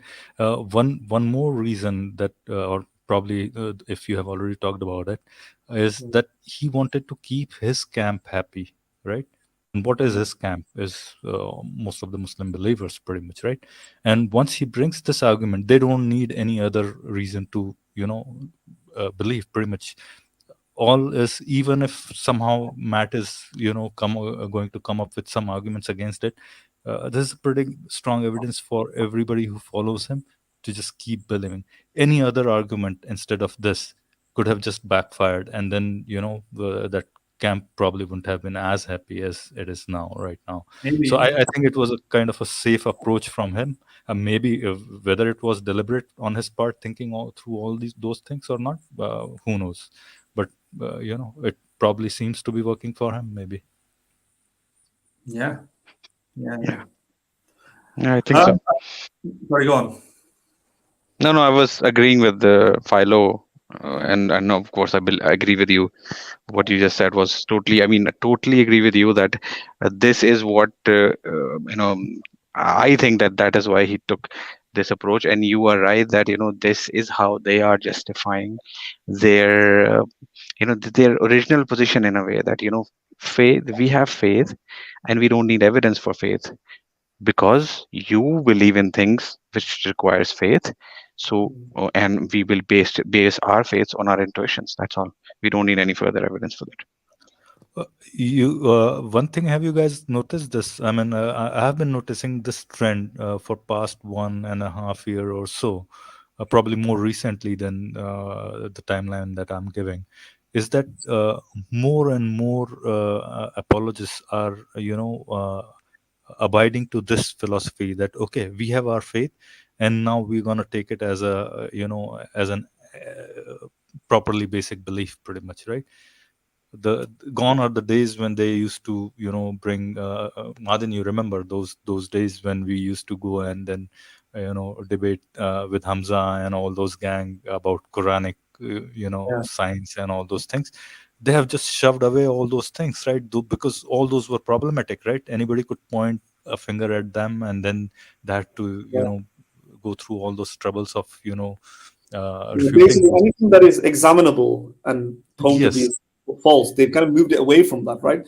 Like even the right, scientific miracle argument, you changed it in such a way it can't be falsified anymore, right? right. You I just mean, yeah. Sorry, go ahead, Madan. no, that's all I wanted to say. You carry on. You carry on. Right. No, no. I was telling. I think. I think we have talked about this quite a lot. Khayalie is probably bored already to death, and maybe Cosmic has heard about this as well. Right. And then this was the trend pretty much in 2011, 2012, when Mahdin, myself, and a couple of other guys, we used to go to Hamza's Facebook page. At the time, this YouTube debate arena didn't exist, right? And all of a sudden, after this this arrival of new ex-Muslims, pretty much, and specifically the ex-Muslims of the subcontinent, they have created a kind of a tsunami within the subcontinent, right? And these guys are kind of finding it tough to deal with that this problem, right? Because they're pointing at too many problems within the scripture, within the logical problems and all. I mean, you can't hide behind those things now, right? Now what you have to do, and that's why they are, it seems to me, they are moving behind this curtain of properly basic belief, pretty much, right? Just But can't refute it. I don't think it's a tenable position. Like Matt may not have been the best person to counter this, but the thing is, the fundamental intuitions that they are challenging, the laws of logic, for example, they also need them to prove that Islam is true. So this Matt may not be the best person to defend this, but the thing is, they also have to defend the same, more or less the same assumptions that he's accusing Matt of not being able to justify. All of those underpin selecting the right religion and believing in it. So I think it's an approach that won't work for very long. They just have to encounter one guy that's philosophically literate, and I think that it's just they're going to use less and less of this. And in fact, just one more thing I have to add. I think in recent years, what I've seen is that these guys do a fairly good job of selecting opponents. So, for example, the skydive Phil guy, you guys might know about. He's a person. I think he graduated from UCL in something to do with physics or some field adjacent to physics. And when he wanted to debate with Sabur on the Kalam cosmological argument, Sabur refused. And then they had that whole debate regarding human Jim common ancestry and whatnot, which is not Phil's field. Similar to this, our own Kasser, right? He challenges people on debates regarding evolution, but he never challenges someone who is from the field. He challenges popular atheists. He challenges science educators. He challenges other people like that, but he never challenges someone who's an expert in the field. And this shows, so he's Matt, who is an expert more on the discussing the different arguments for God. He's challenging him philosophically. If this was maybe a philosopher, he would have been maybe talking more about evolution or something that's not in their forte.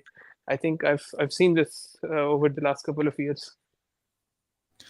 Right, I think you're right. Too many problems with these guys, and as you rightly said, these guys select the opponent pretty judiciously, if I may say, or shrewdly, or whatever you may want to call. And also, their topics are, really well selected as well, and that's how they get the grandstand, pretty much. That's been their kind of strategy for a long time, pretty much. Mm-hmm. All right, guys, what do you think? Shall we carry on? Anybody has anything more to add? I think what I was expecting was Cliff Abrahart would join because it seems that he has never been to our stream. So would have been, would have loved to talk to him for a bit, maybe 5-10 minutes or so. But he's not here anymore. So do you think we should end the stream? Probably seems like a good time to end the stream, right? Yes, I think so. Yeah. I'll just say everything that I said already also applies to mathematics. It also applies to certain aesthetic features, or it also applies to other analytical truths and so on. I mean, you can analytically derive. if Haqiqatjou's argument is that you don't need an argument for any of these things, well, philosophers think mathematics can be at least either justified through synthetic thinking, synthetic truths, or analytical truths. Mathematics might just simply be a language that is derived from the world, right? Two objects exist, therefore the number 2 is just a description of the two objects. 10 objects exist, 10 bananas exist, the number 10 is just a description of the objects. We don't see a similar thing for God. So mathematics is merely a language that we impose on the world and derived and in describing the world, and then derive it into a kind of formula so that we can turn it into this kind of algorithm and then play around with it, and it helps us navigate the world. That might just be it. And if that's the case, that's one explanation behind mathematics. I don't know if it's 100% true or not. It sounds plausible. And that's, that might, there's different explanations here for math that could be plausible, that doesn't exist for the case for God. There's nothing in reality where you can do the same sort of thing for God. If you can do it, it'll be an argument, right? If you can show, God can exist in this way as well, then now you're talking about an argument. Now you're talking about reasoning. Everything that I just did there is reasoning, right? I made an observation of the world, and that's how I came with mathematics. And then the mathematical language can operate independently, and we can play weird games with it. That might not even correspond to a real world, but it can exist in the domain of mathematics. That could be an explanation behind math and why mathematics is justified to some extent, at least when we're talking about the world, because it corresponds to the world. It's a description of the world. And if that's the case, then I've given arguments to justify mathematics, reasoning to justify mathematics. Where's the reasoning and arguments for God? And if you do give reasoning and arguments for God, then you've moved away from your position of intuition. It's not intuition that gives me math. So you must also have, Haqiqatjou must also have arguments to show why God is similar to math. And the same for aesthetic stuff. I mean, then there's also theories about like morality, which you can just hold the position that morality isn't true. Nihilism. Lots of 20th century philosophers thought that. The logical positivists thought that. It isn't, it's just emotions in our mind, attitudes, emotivism, right? You can be skeptical. You might not be a moral realist. You might be a moral nihilist, right? Precisely because you might not be able to justify morality either through analytical thinking or through science and synthetic thinking. And if that's the case, then morality doesn't exist. Now, my personal view, I've shifted many times over time. My personal view that I think morality can be an analytical truth. But see, I still have to justify it. I'm still having to justify it within analytical thinking or science synthetic thinking. And I'm starting to think that it might be like an analytical truth, like 1 + 1 = 2. It might just be that morality, it could be like, it starts from a definition, like of compassion, and to be a compassionate person, you can't do X, Y, Z. There'll be a contradiction, something like that. Maybe I'm wrong, maybe I'm right, but at least I'm trying. I'm not like these guys, who just want to say it's intuition. Because if I had to admit that I can't have any evidence either through analytical thinking or synthetic thinking, then I have to admit that moral nihilism is the real position. I will never just say it's because of intuition, because that's not what philosophers have been doing. What's the point of the entirety of philosophy for such a long time? What was the point of it if you can just justify everything through intuition? That the external world exists. Descartes, why did he write his paper on meditations and so on? He didn't have to do any of that. Questioning the existence of the external world, questioning the existence of himself, which he didn't. He ultimately said it ultimately proved, I would imagine, and not the self in the sense that he exists, in the sense that his name is Descartes, but some sort of self must exist. And he did this through what? Through the law of contradiction, analytical thinking, but still some evidence. You can't do the same thing for God. The existence of the external world, however intuitive it might seem, at the very minimum is experienced by everybody as well. You don't experience God in the same way, right? If anything, it requires certain beliefs, certain suppositions, certain interpretations, certain understandings before you can understand it. But whatever the case, the existence of the external world,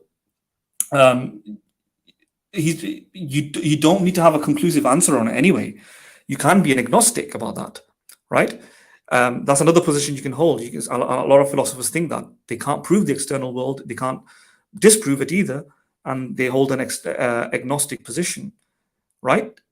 But the difference between that and our God belief is that the external world is experienced by every single person as soon as they're born, and we don't see the same for God. And every single person isn't communicating or interacting with a divine being as soon as they're born, or something like that. There's no evidence of that.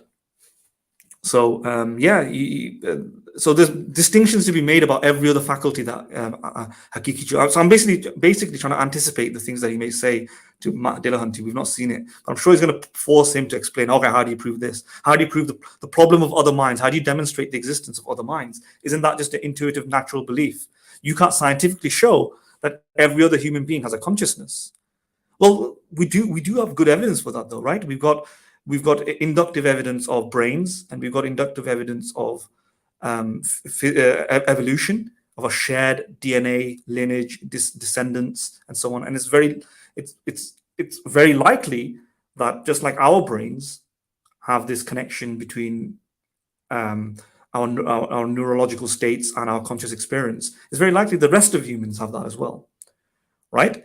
And you can make a scientific theory, you can make certain predictions that you would expect. For example, if somebody was not a philosophical zombie, for example, you would do certain things. You might experience pain, you might experience suffering and trauma, and so on. And the thesis that everyone apart from you, everyone else is a philosophical zombie is more unlikely, and you can think of this as like a Bayesian argument. It's less likely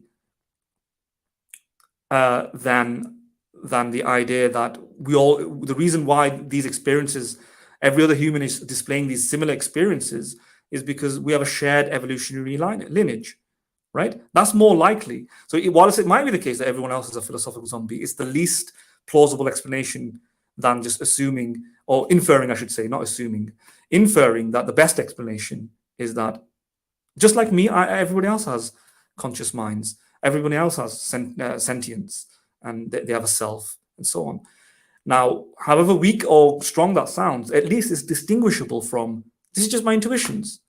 I'm giving an explanation, there's evidence for it, and so on.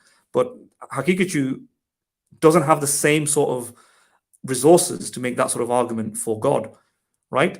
I can demonstrate the existence of other minds in the way I have done there, but the Haqiqatjou can't do that for a belief in God, or God, yeah. All right. Mahdin, welcome, Syed Bhai. Syed Bhai, we are about to close the stream, so you have 2 minutes to say whatever you want to say. And Okay. first thing, welcome. How are you doing? I'm doing great, sir. Yeah, okay. You always join at the end when we are about to close the stream. Okay, no problem, So, sir. do you have anything to add? Did you listen to the stream at all? No, I did not listen. I just came in. Okay. Do you have any short question that we can maybe finish in 2, 3, 4 minutes or something like that? No, I do not have any. No, I mean, surely then maybe you can join next time and then Yes, join a little bit early. I will join next time. Did you have a question? Do hold on Do you to have a that question for now? No. I just joined, so I don't have any question. Or you don't even want to say hello to us? Oh, yes. You hate us, you hate us so much? No. That's not what I mean. I just said I just joined it, so I don't have any question. I do not hear anything. I did not listen. I just joined. Okay. So what we were doing is probably once you get out of this stream, go back and listen to it. There was a debate between I don't know if you have heard Daniel Haqiqatjou. He's an American Muslim apologist. Yeah, and I Matt know him. Dillahunty, Yeah, I know him. Yeah. right, and Matt Dillahunty. So we were reviewing that debate basically. Yes. Yeah, I used to listen to him. I subscribed to him long time ago, but I do not subscribe to him anymore. He's a crazy ass. He's a fanatic. He's a Salafi, I guess. What can I I say? think you're right. He is a Salafi. Yeah. Yeah. He's crazy. He's not intellectual. He's not. He's just fanatic. Believe whatever he believe. He believe. You cannot question him. He's a radical. He's a radical. But some might argue, Said Bhai, that he's going to the very literalist and the correct interpretation that was practiced in the times of Prophet himself, right? No. The prophet he was not like him. No. Before we continue this conversation, can I just respond to this particular quote because it just came in now and the person is probably listening. Sure, Mahdin. Yeah, we'll end the So Sean Ahmed, you said you have written Cliff, like other races, doesn't understand that asking for physical evidence for a being that isn't physical is absurd. Okay, so in respect to that, I take that you're talking about Dillahunty saying that you need to make evidential based or argument based arguments, basically, and Haqiqatjou wasn't making an argument for the existence of God through evidence, but he's making an argument for a lack of evidence but warranted belief without evidence. Yeah. And Sean, you're basically saying that it's absurd to ask for evidence. Well, that's not entirely 100% true because there's many theists and the like who think that there can be evidence because evidence is not merely physical, right? So the evidence is not simple. By evidence, we don't just mean material evidence, right? We don't just mean stuff or tangible things. A lot of sciences, for example, is indirect. You can make scientific theories that describe things that are observed, but the mechanics that are posited to explain the phenomena being observed is not transparent in the phenomena being observed. It's an explanation. Many scientific explanations work like that. Like, for example, the atom was substantiated prior to even seeing the atom under the electron microscope, and so on. But it was a successful theory. So you don't need to have physical evidence for a successful theory to work. Secondly, you can make a philosophical argument through analytical arguments that rely entirely. Can I stop you for a second? Yeah, go on. Right. Maybe I'll just steelman Sean's argument probably. What he means here is not physical. Maybe he's talking about material, maybe, and then he's talking about material and immaterial kind of. He's trying to get that divide, basically, right? And you can talk to he in his mind he's thinking that God is beyond material, pretty much, right? And it's an own. Sorry, what were you saying? I said yes. Yeah. So in that sense, he's thinking that you can't ask of material evidence for an immaterial being, basically. Yeah, I got that. I acknowledge that. Right, and no, the flaw that I'm pointing at, Sean, is that if that material being is basically interfering with the world, basically through material being things, then you can as well demand that material evidence, pretty much, right? If you're talking about the books, basically, is being sent materially, right? No, yeah. Of course, an immaterial being might interact with the material world. For example, they might answer prayers. And so you have every right to demand that material evidence, basically. Yeah, that was off my. Yeah, that was kind of related to my first point, where you can have indirect evidence, right, for things in scientifically for right to explain a phenomena, even though that the thing that is posited is an unobservable. Right, like we don't, for example, observe 300,000 years of human history. Right, and we don't necessarily observe plenty of things, like the atoms weren't observed for a very long time. Molecules weren't, but we did believe in them. And the point is, irrespective of whether it can be detected or not, you can posit it, you can believe in it. So even if it's immaterial, if its effects manifests and it can only be explained by one particular way, right? Then that's a successful explanation. And like you said, an immaterial being might ultimately interfere with the material world. It might answer prayers, for example. Might predictably do certain things in the universe, and if there is, then you can make predictions, and that you might expect suffering to be reduced. That's not the problem of evil, is an evidentiary argument against God, or a logical argument against God, in terms of it clashes with God's attributes.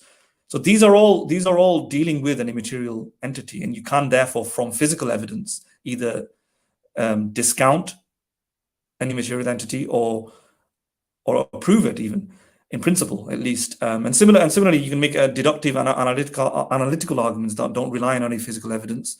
For example, you might prove God through entirely analytical premises. The ontological argument might be one. The moral argument might be one. Right? These are the arguments that are entirely reliant upon definitions. Right? And that can prove the existence of a God. And the final thing is what Sean Ahmed is saying is that atheists don't realize that you can't prove the existence of an immaterial God through physical evidence. There's a presupposition there that atheists need to be bogged down with one particular sort of theological framework in which God is posited as a immaterial being. But not all gods are posited as an immaterial being, right? Some gods are not immaterial, right? And therefore, it is within the domain of atheism, at the very minimum, to think that physical evidence might be possible for certain types of beings. So, if you believe in some of the gods of human history, which is probably not relevant anymore, but still, there are people out there who believe in some of them. And throughout culture and place, there are different people who believe different types of deities. They're not all immaterial, right? And if they are immaterial, they are set to do certain things in the world. And if they don't do those certain things, then you can probably say that it's unlikely that this particular immaterial being exists. So if a being is supposed to do something every Friday or Thursday or Wednesday, and it doesn't do that, there's substantial evidence to demonstrate that it's not doing that. That could be evidence against the existence of that type of being, for example, even if that being is immaterial. Right. Mahdin, just a second. Sean has joined us. Welcome, Sean. How are you doing? Hey, good. How nice to meet you guys. Hello. All right. Great that you joined. So ask whatever you have. And Mahdin, sorry to interrupt you. Just wanted to let No, I said my part. I said my part there. So yeah. All right. I just wanted to say, I guess I wanted to clear up my statement. So basically, when I hear these guys, I deal with the comment section quite a bit at some of these debates, and basically, I could give an argument, like a logical argument, or I could appeal to intuition, but a lot of the times an atheist won't accept that sort of thing. They want something tangible, something they could observe, right? When Dillahunty or R and Ra, when they ask for, when they define their evidence, they're talking about something. I could reproduce it. I could analyze it. There's some sort of phenomena that's occurring that could be like, you know what I'm saying? So, but we don't think that God operates like that. And even if, for example, there was something like that, like I think Dillahunty mentioned, okay, like a plane crashing into the building. Well, if God had stopped it, that's sufficient evidence that God existed. But that's not true, because if something like that happened, they would just presume something else. That doesn't necessarily mean that it's God that did it. It could have been some other sort of supernatural occurrence. But even then, those guys wouldn't even agree with that was a supernatural occurrence. They would default to it was some sort of natural occurrence that occurred, and because it's just something that we don't know, so it needs to be studied. What are your thoughts on that? Yeah. Do you want me to take this, Philo? Yeah. Basically, Mahdin, I'm just commenting on their epistemology, right? I get it. Yeah, I get exactly what you're saying. Yeah, I agree with you, because I do think, for example, that sort of peer-reviewed, falsifiable evidence, repeated, tangible, that's a little bit too strict, right? That's for certain types of phenomena, and maybe particular types of things. Maybe let's say a particular theist is making an argument that God answers prayers, right? Mm-hmm. Now you're making an argument that is measurable to some extent, right? Depending on how you define it. And if somebody's saying you can successfully answer prayers, then it's within the natural world to be studied. And in that situation, it'd be recommended that the theist produces the evidence, maybe within a scientific journal, to show that there's indeed repeated studies showing that prayers are being answered. Yeah, there's a link between prayer and the outcome. And they've done that. There's many churches and ministries and psychological studies on this as well, medical studies on this, of prayer being observed, as it was intercessory prayer. Yeah, but in other situations, if you're making just an argument that is analytical entirely, I agree at that point, asking for tangible evidence is wrong-headed, in the sense that you can't just limit it and restrict it to that. You have to head-on tackle an argument. And if the argument is such that it's just merely analytical, it's true by concepts and so on, then you have to have the philosophical training to understand that. I think people Dillahunty is strange, because Dillahunty is a fond of philosophy, so I thought he would understand that. Aaron Brown, that I know he hates philosophy, and he just wants he just wants things to be tangible, and I disagree with him on that. That although that is one way of getting evidence for certain types of claims, for certain narrow claims, it's not for all types of claims, especially not for all types of God claims. So, for example, if somebody's making the moral argument for God, for the existence of God, that doesn't require, I would think, peer-reviewed, tangible, reproducible evidence. That you can analyze the premises on its own, for its own regard. Yeah, but in this particular debate, Haqiqatjou didn't give any. Right, he was coming from intuitions entirely. Yeah. Do you think that's wrong? You might want to listen to this video again. Yeah, sorry, because I was watching it, but then I noticed you guys were live, and I was commenting on somebody else's comment, and then I'm like, oh, maybe I should just join the live instead. But right. Okay. Could I give my 2 cents on the question? Yes. Sure. Yeah. The thing you were asking about, how some of these people require, repeatable, testable evidence for God, and I kind of agree. Maybe that's not the kind of proof that would be necessary to prove God. But to add on to Mahdin's point, there's a great argument I heard from one of these famous atheist YouTube channels, which basically goes over the idea of prayer. And for example, if someone has cancer and they're undergoing chemotherapy, oftentimes there will be people that are praying for them as well. And once these people are healed of their cancer, many of them credit it to God. Now the thing here is that since there's two variables, right? There's the chemotherapy and then there's the prayer. It's hard to isolate, which one caused them to be healed again. For some people, this is enough evidence for God if they're healed from some big calamity, right? But for a neutral person, it's really not. You can't isolate the variables in this case. But then there are things, there are conditions where the human body has no mechanisms to repair itself. So take the example of amputation, right? Amputation, the human body has no mechanism with which it can repair amputated limbs. But that doesn't stop people from praying. And this is a particular case where you can isolate the variable, right? So in this case, it's just prayer. It's no medical intervention. And we have never heard or seen someone or have had any documented case where prayer brought back someone's arm, right? When the human body had no mechanism to do so.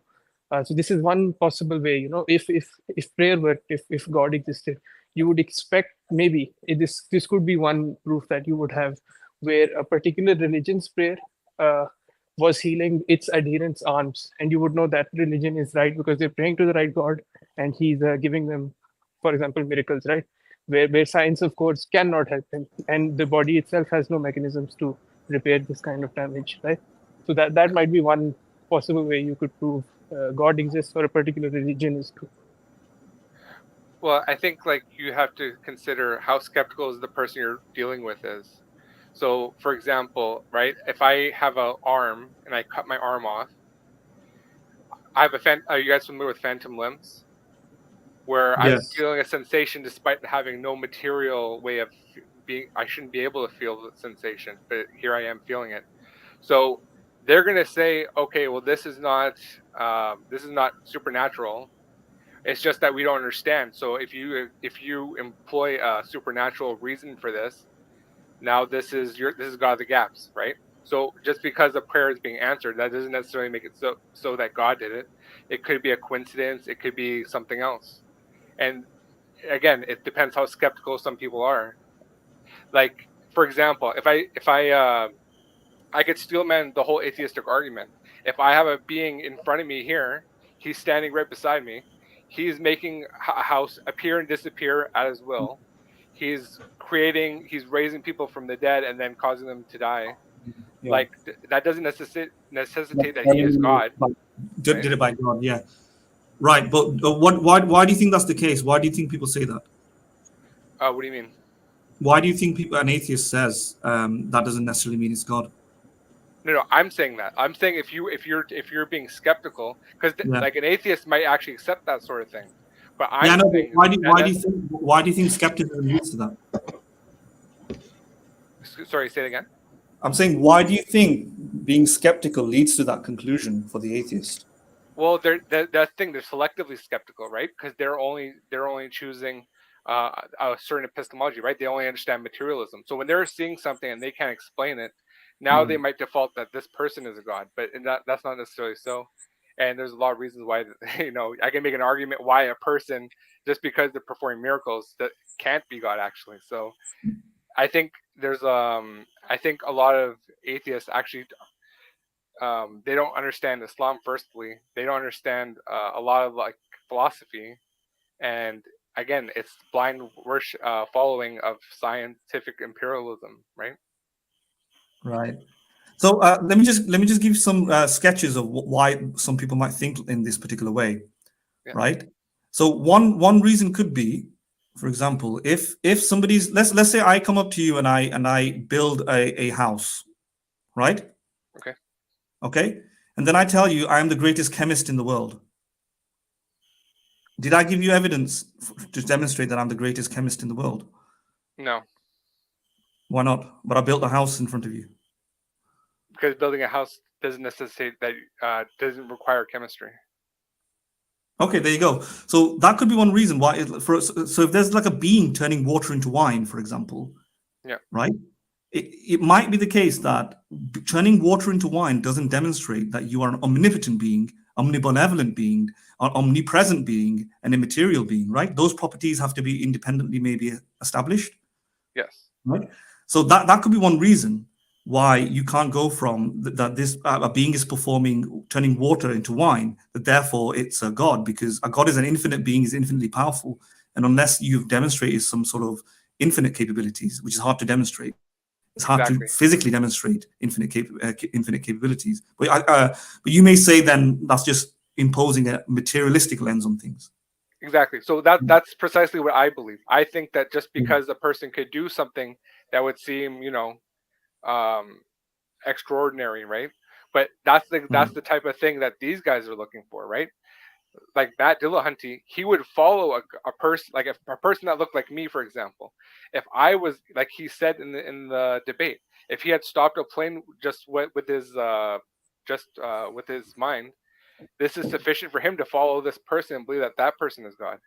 But being a person in time and space, like you contradict so many properties of God that it's actually impossible for that to be God.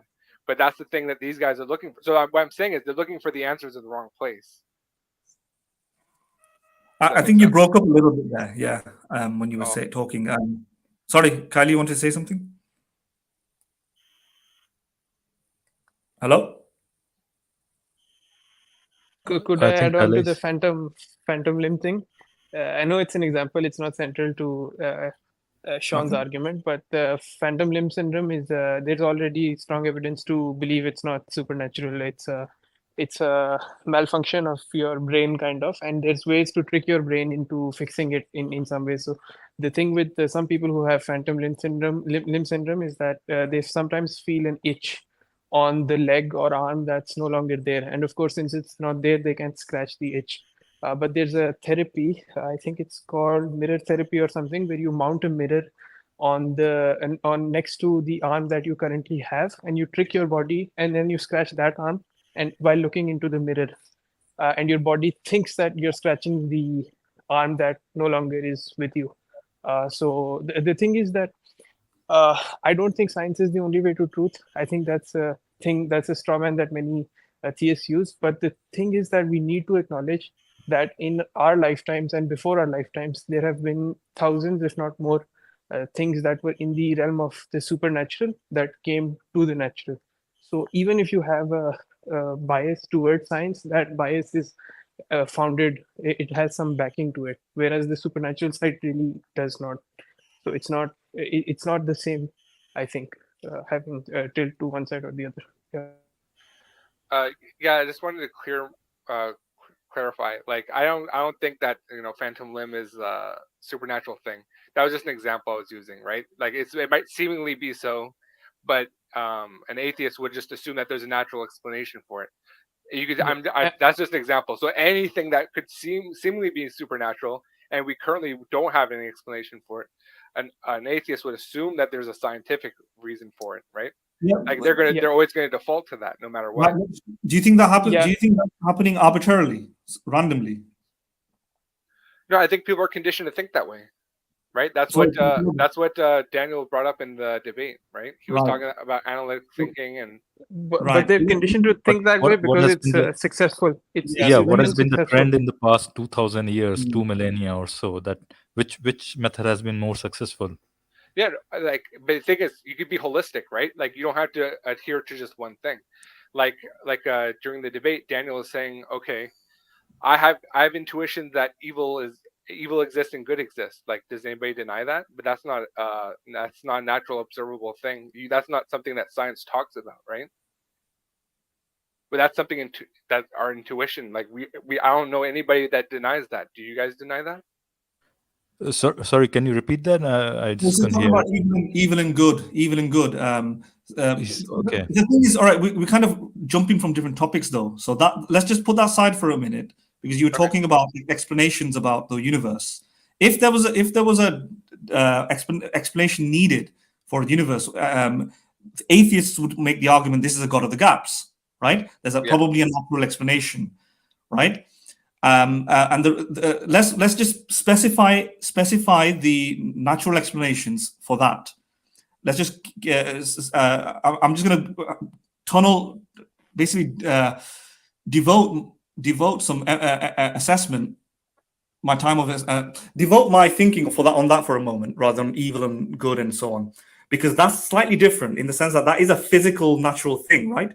So if you can't explain the clouds, or you can't explain electricity or atoms, or something happens in the world, why are atheists appealing to natural explanations versus and saying that theists are saying this is a god of the gap, saying to theists that this is a god of the gaps? Well, the reason is because of the frequency of explanations historically. All of the background evidence is suggesting, and this is induction.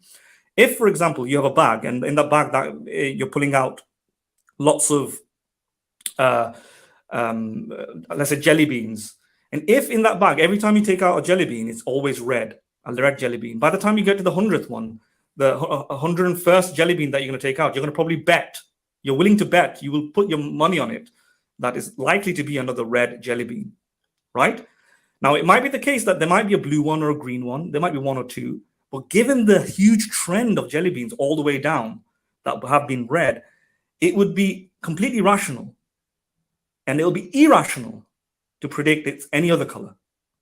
Now, that's the same thing when you apply it to the physical world. When you see something that's unsolved in the universe, we're not saying it's impossible that it could be a supernatural thing, or you're not saying it's impossible to be something else. It's just that given the sheer frequency of historical explanations to turn out to be a natural physical explanation, something biochemical, something biological, sociological, physical, fundamentally, quantum, whatever.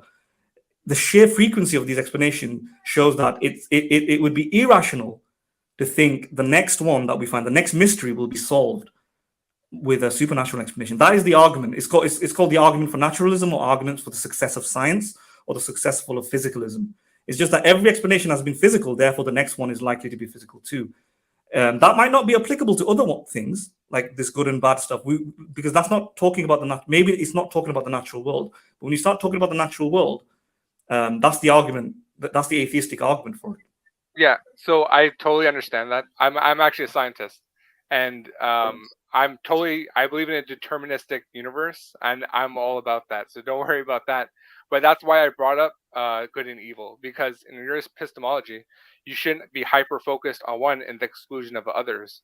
So I think you have to, like, for me, intuition, logic and empirical Yeah, but evidence are all evidence, right? you bought those afterwards, right? Then we can talk about those separately. But do you accept that all these other natural explanations, like if, for example, a plane was suspended in midair, that deferring to a natural explanation first, just like, let me give you an example. Just say you hear a sound in your car. Now, if I said, "Oh, it's aliens," and you'd probably think I've gone crazy, right? Because most of the time, sounds in the car are not created by aliens. It's something to do with the engine, something to do with the exhaust. These are rational explanations. But why are they rational? Because of our background evidence. Why is the background evidence as such? Because of history of explanations have been that cars usually make sounds. That's the more likely hypothesis to explain the sound, and so on, rather than aliens. And in the same sense, then that's what I'm trying to say. When if you do see a plane do this or something happen in the world, you might want to defer to a supernatural explanation. But if physical explanations, natural explanations have been successful so much, shouldn't that be your go-to first? Yeah, so I think, yeah, absolutely. I think if you're living in the universe, then the things that you're observing in the universe, yeah, sure. I don't disagree with that. I never disagreed with that. Yeah. So that's what I'm saying. I wouldn't call it a prejudice, would you, in that sense? Because a prejudice means that you're siding with it for no reason. But if you have a frequency of explanations like that, right, that favors naturalism, then it's not a prejudice to think that naturalistic explanations probably explain unknown phenomena. Yeah. So I agree. Like if you're dealing with something inside the universe, then yeah, you would default to the imperialistic sort of thinking. But when you're talking about God, that God is not inside the universe. So this is the hang up. You see, you can't assume the naturalistic sort of you shouldn't be assuming empiricism for something that's outside the universe. Does that make sense? But do you think God interacts with the universe? Yes, that's the question. That's the fundamental questions. Do you believe in miracles, right? Yeah. So if those kind of things can happen, so you believe that there is a kind of an interaction happening between God and the world He has created, he or she or whatever you want to say, right? Yeah. Now, but the thing is, question is, sorry, go ahead. I was going to say, yeah, the only issue is we don't know how God interacts with the universe. But so I believe in the I'm sure you guys know the argument of contingency, that everything is contingent, and we believe that God is actively sustaining the universe. So I think that is God literally, even in this moment, He's sustaining everything's existence. But that's not something I could directly observe, is it? Because it's outside the universe. Yeah, but then you probably make an argument from contingency, which could be assessed, right? So that's a different thing. So nobody probably disagrees that the argument for contingency does. If somebody says to you that you need empirical evidence for the argument of a contingency, I probably disagree with them, right? That can be assessed for its own merits, for its own logic, right? Because it's a completely philosophical, abstract, analytical argument without any real necessary evidence, I think, that you need. It's completely conceptual, and that can be addressed for its own merits. So I would agree with you if you think a scientist comes along and says, where's the evidence for God then? Because I think if the contingency argument is correct, then that would successfully establish the existence of God. Yeah, so I just bring up the contingency argument.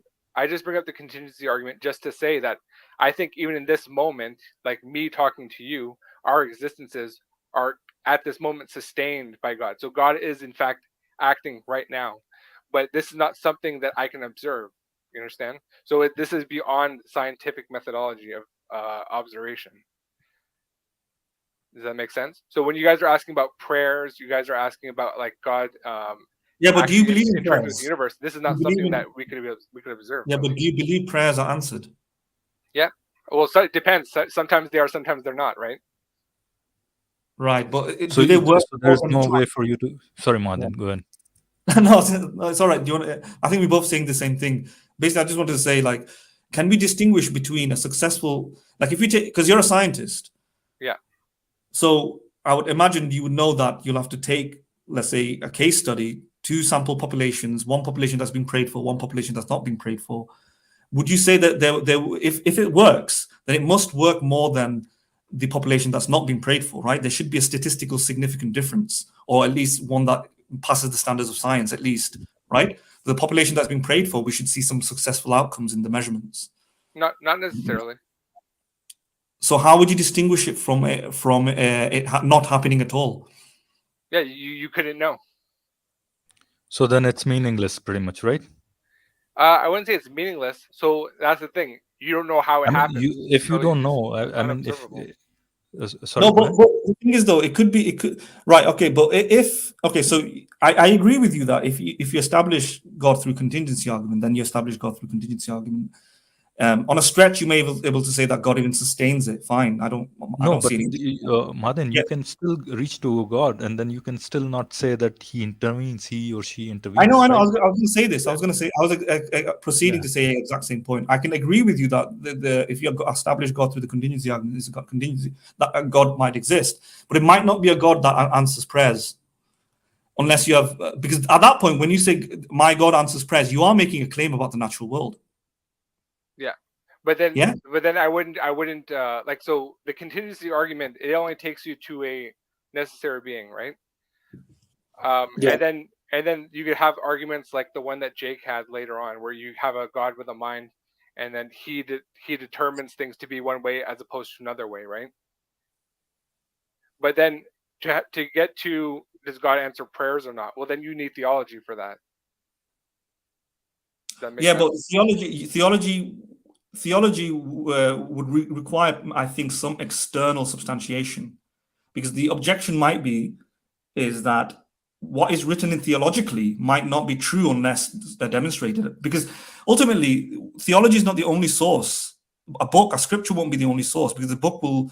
We need some independent evidence to establish the truthfulness of the scripture, right? Yeah. It could very well be that there's a contingent God. Sorry, not contingent. A necessary God through the contingency argument that ultimately is not telling the truth through the scripture.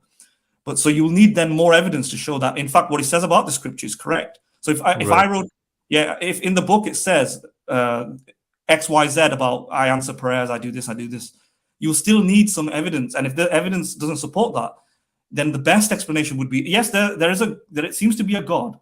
There seems to be maybe a scripture linking it to the God, but it could be that God is lying or is incompetent or something like that. Exactly. Yes, that's where I wanted to get to. How do you know that the God cannot lie? Unless until even if he tells you he's not a liar, you have no way of knowing that he's not a liar. Yeah, because at this point, you are in the natural world, right? So why wouldn't you apply science? This is the area of science. Yes and no. So I would say, like, okay, you could the contingency argument just takes you to a deistic type of God, right? And then from there you get to a God with a will through other argumentation. Where then I mean, just to mention, there are problems with the contingency arguments. We are not going to deal with that right now because that's gonna take our stream to 4 or 5 hours. We don't want to do that, by the way. Yeah. But assuming that we reach to a God, okay, go ahead. Yeah, so then you would get to a deistic sort of God. Then you can make an argument for God with a will. Okay, from there, then what do? Well, you know that there's a God. You know that you exist. Like, this is now you're going into intuitions area, right?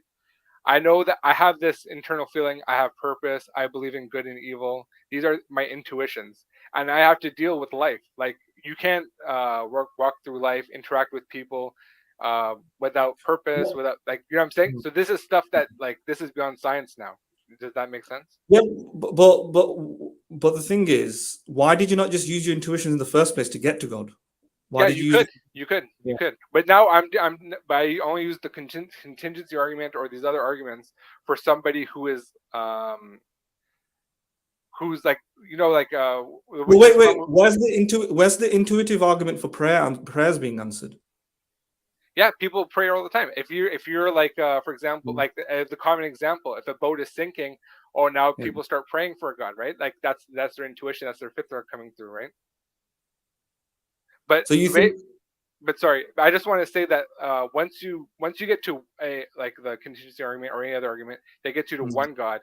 There's only one religion in the world, predominantly right now, that believes in a monotheistic God. We can have arguments about other, but this is where you start testing the theologies out there that are available, and you test to see, is there validity to this, or is there something that is there a contradiction in the religion that makes it false? Like, this is where you start going into the theology and testing the merits of them. And then from there you would get good, evil, like prayer, like that's when you get to all those sort of things. But again, there's certain things you can get into intuitively, like praying for God. If you have a hard life and you're struggling, a lot of people start praying or asking help or just like contemplate. You know, you get those feelings of emotion. You know? So why are we all right? It's a little bit a hodgepodge of different things here. So at some point you said you want a contingency argument, and then now we're on intuitions. But if you go for intuitions, we can just take the entire thing on intuition, right? No, well, that's the thing. You're trying to stick to one thing or the other, but I think I'm trying to tell you need to be holistic. You can't just stick to just science. You can't stick to just logic. You can't stick to just intuition. You could use all three. Does that make sense? Yeah, but why not? Why can't you? Why can't you just stick to intuition? Why would you limit yourself? Why would you limit yourself? No. The point is not that you can't make an argument for God through other means. I'm saying if you have intuitions, can in principle somebody just do it entirely on intuitions? If it's a workable method, then why can't somebody just do it on intuition? What's wrong with that? So, like for example, so I'm a Muslim. Obviously, you can't intuitive your way through the whole religion, right? We need scripture for that sort of thing. But intuition can get you to the front door, basically, and then from there, theology could take you the rest of the way. Same with logic and reason. To be honest with you, I think the empirical sort of stuff could contribute to your logic and reason. Like But look. Why can't your intuitions get you to scripture? They could. A lot of people do. I don't know if you guys know Sheikh Uthman, but when he does his street dawah, he literally says, like, do you believe in a God? And they'll be like, yes. And he's like, okay, well, there's only one monotheistic religion, and that's Islam. So you're a Muslim. Like that, a lot of people get to God through intuition. If I were to tell you, I mean, the scripture, you can get to a monotheistic God, but why would you go for the scripture? Well, you mean why settle at deism? Why not settle at deism? Well, yeah, something like that. Well, so for example, like you have a feeling of right and wrong, but what is right or wrong, right? Like how would you determine? You would go I personally believe that good and evil, those things are objective, not subjective. But if you only stick with deism, well, now it's basically subjective, right? That's all you have to work with. But go ahead. No, I'm just thinking because if you use intuitions, you can go the whole way through intuitions because there doesn't seem to be an upper limit or a stopping point to intuition. You can go, your intuitions can simply take you wherever you want it to go. Right, exactly. Yeah. Doesn't it seem a bit subjective? I mean, you just don't have to navigate your way through all these mazes to get to wherever you want to go. I mean, just intuition is a straight path you can just take, right? Well, can you use a different word to describe intuition? What is intuition? Intuition, basically, I would describe it as like almost natural programming. Like, so. Like, why do you need science if you have intuition? Why do you need science if you need intuition? Well, I'm not saying you can use your intuition for every single thing. Why not? Because it is limited. How do you determine those limits? It's not practical for a lot of things. If I write an exam on a quiz without studying, I'll get a lot of questions wrong, right? How did you determine it's good for determination of a God or maybe the scripture or all those things? But why are you getting those questions wrong in that? Isn't that like a human thing? Why you stop at some points and then not stop at the other points is the question basically. Right? Why, as you talked about the exam, you're saying you'll get a lot of questions wrong, but maybe you got it right. Maybe the examiner got it wrong. Yeah, but but then my intuition could contradict your intuition, right? Right. So it's subjective. Yeah, to a certain degree, it is subjective. But there are certain things that are seemingly objective. So, like the examples that Daniel brought up. But certain things are subjectively seemingly objective. Yeah. Through your intuition. Sorry, say again. Subjectively seemingly objective, because an intuition is subjective, right? So seemingly, subjectively, it's object, but you're still using subjectivity to determine it's objective. Yeah. Well, like but you're living your life, right? So it is subjective to a degree. But again, a lot of things are seemingly objective because again, I could interview every single person that exists on this earth, and I could ask them, "Do you believe in good and evil?" And almost all of them will say yes, right? So that's the argument that Daniel was bringing up in the debate.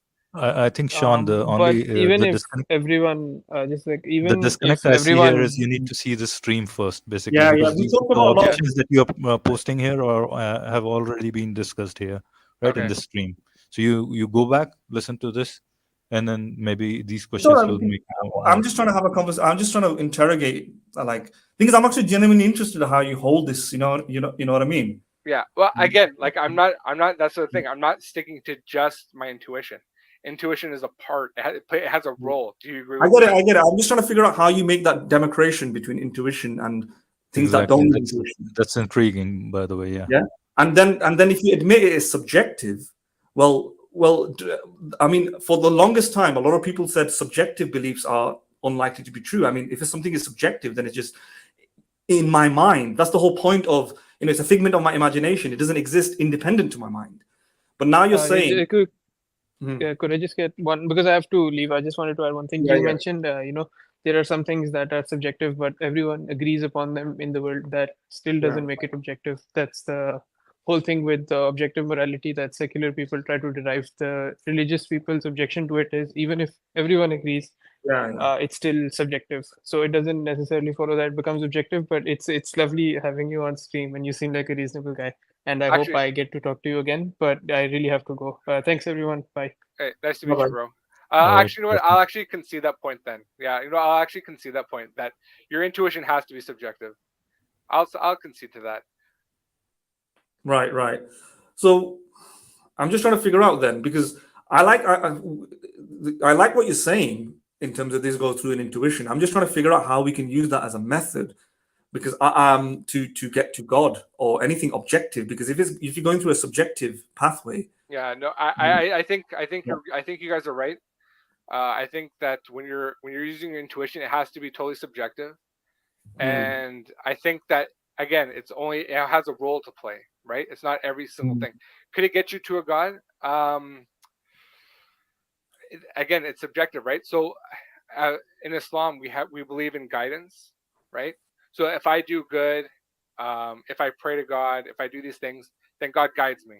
So that increases my belief in Him. It increases my iman, right? So that's very personal. I could pray for somebody else's guidance, like I could pray for your guidance or for Sapiens' guidance, and maybe it would help, maybe it wouldn't, because I don't like. Again, in our religion, we believe that iman, it fluctuates with who you are. So if you're doing good, then you're more likely to get guided, and if you are evil, then you're less likely to be guided. It basically hardens your heart. That's what we say in our religion. But again, this is something that's beyond science for sure. Like this is not something that I think from here we get into the theology pretty much, and that's exactly. then that becomes a even more turbulent waters basically. So I think we should stick to the philosophical side of it. Yeah, absolutely. Right. So no, that's good. No, I like that you've acknowledged that it does seem a bit subjective, because that's what it kind of appears to us. Yeah, no, it definitely is subjective. It definitely is subjective. I was trying to think of it in terms like the way Daniel was using it, because he would refer to a bunch of studies that would say like, okay, you know what? When we interview kids that are in Japan, or they're in these other societies that are currently atheistic or secular, these kids are natural monotheists. Like that's something that like he would, it seems objective, but it probably isn't objective. You know what I'm saying? Yeah. So on this stream before you came on, we did talk about some of those things, and it's very hard to distinguish between cultural upbringing and it being innate or internal or like a natural belief. So a lot of those studies. I mean, I cited a literature review on this, and this is in the domain of science, because we're talking about psychology here, right? This is why we have studies. And there's a literature review, or at least somebody who's went out and found the review. His name is John Shook. He didn't do the review himself, but he found the review, I think. And I think, Philo, you posted it in the private chat. Maybe you can post it here if you can. And he did a survey of the literature review on whether or not our belief in God is innate. And at this moment unfortunately, it doesn't look like a belief in God is innate per se, right? There's methodological problems with the studies. It doesn't control for the environment properly. The children are sometimes old enough to be still indoctrinated or conditioned or socialized into believing God, right? The parents tend to have a theistic leaning already in influencing them to believe in a particular way, and etc. Or if they do find something that's natural about it, it's not really a belief in God per se, but belief in other things, like they more readily, like there's a study by Justin Barrett, and they more readily accept anthropomorphic explanations or creation myths, creation explanations about objects versus like evolutionary theory, right? A child's mind is more readily capable of understanding, for example, if somebody says a person made a tree versus, I think it was Justin Barrett. Don't quote me on Justin Barrett, but I think it was his study. Maybe it was another study. But a person made a tree is more easily understandable for a child versus evolution created the tree, or biology created the tree on its own. And that gets described as natural, but that's still far away from making the conclusion that it's a God belief. First of all, secondly, that could just be due to experience, right? Children, when you're 3 or 4 or 5 years old, you see people make things, you see people make stuff. Therefore, when you're confronted with something like rain happens on its own through clouds, or evolution has occurred for this many years, a child's not going to be able to understand that, because the child or a child's young mind is used to seeing people make sandwiches, people making cars, people making all this, and therefore he's make the natural inference. Just like it's conditioned to think that way, right? Yeah. So you get used to that. That doesn't show it's natural, though. It doesn't show there's like an innate fitra, and that's not been established yet. I don't know how you're going to do that, because something that Philo said before, if you're too young, it's hard to assess what the baby believes, because the baby can't talk or communicate or relay what they know. But if you're too old, at the state of cognitive abilities to understand the reality, you're in the cognition, you're in the state of being conditioned and influenced by your parents, in which case you can always say the environment has affected you. And I don't think there's been enough studies to show, to disambiguate between the two, to show it's in fact really it's natural and not the society causing this. Yeah, right. Before Sean, before you respond, can you see this a paper that Mahdin mentioned? Yeah, I can see it. Right. So I'll just stop the screen. Please go ahead. Yeah, so I agree with you. To be honest, I think psychology in general, like I have a minor in psychology. I have some experience with it. Actually, in my university, they made psychology an arts degree and a science degree. You could pick whichever one, but because there's a lot of issues with it. Like it's not like studying a cell or studying like a skeleton. There's a lot of variables, and there's a lot of, I like to think, indeterminacy involved. And yeah, to be honest with you, to do a study, and it's hard to make it basically bulletproof, to make that kind of argument, or to make, I would totally agree with that. It'd be hard to determine, but like, for example, I remember Daniel had a guy on his stream. He's a Christian, I think he was Catholic, and he said like, yeah, my kid, she's a monotheist. Again, that's totally subjective, right? But it's that's your own personal experience. Like that's not really something that you could make a grand claim like this is definitely true, therefore everything else, right? So yeah, I think proving fitra with like studies, that would be very difficult to do, 100%, because there's too many variables involved for it to be you couldn't use that to really really force somebody to believe that to be true. That's Or I think Sean, it was really nice having you on the stream. Really nice conversation. Do you think, Mahdin, you want to go ahead for a little bit more, or shall we stop the stream and maybe Sean can come back again later sometime? I think it's getting a bit late. It's 11 o'clock here in the UK. But Sean, I genuinely mean that you've been a very nice. There's been a very nice interaction. I enjoyed it a lot. And we enjoyed talking with you, and we want you back. right? All right. So Yes, definitely. You're welcome to. definitely subscribe. Show your friends. Come on the stream. As you know, we treat you nicely. We don't want to argue with you in a hostile way, and we genuinely want to hear your points and listen to what's going on. Yeah.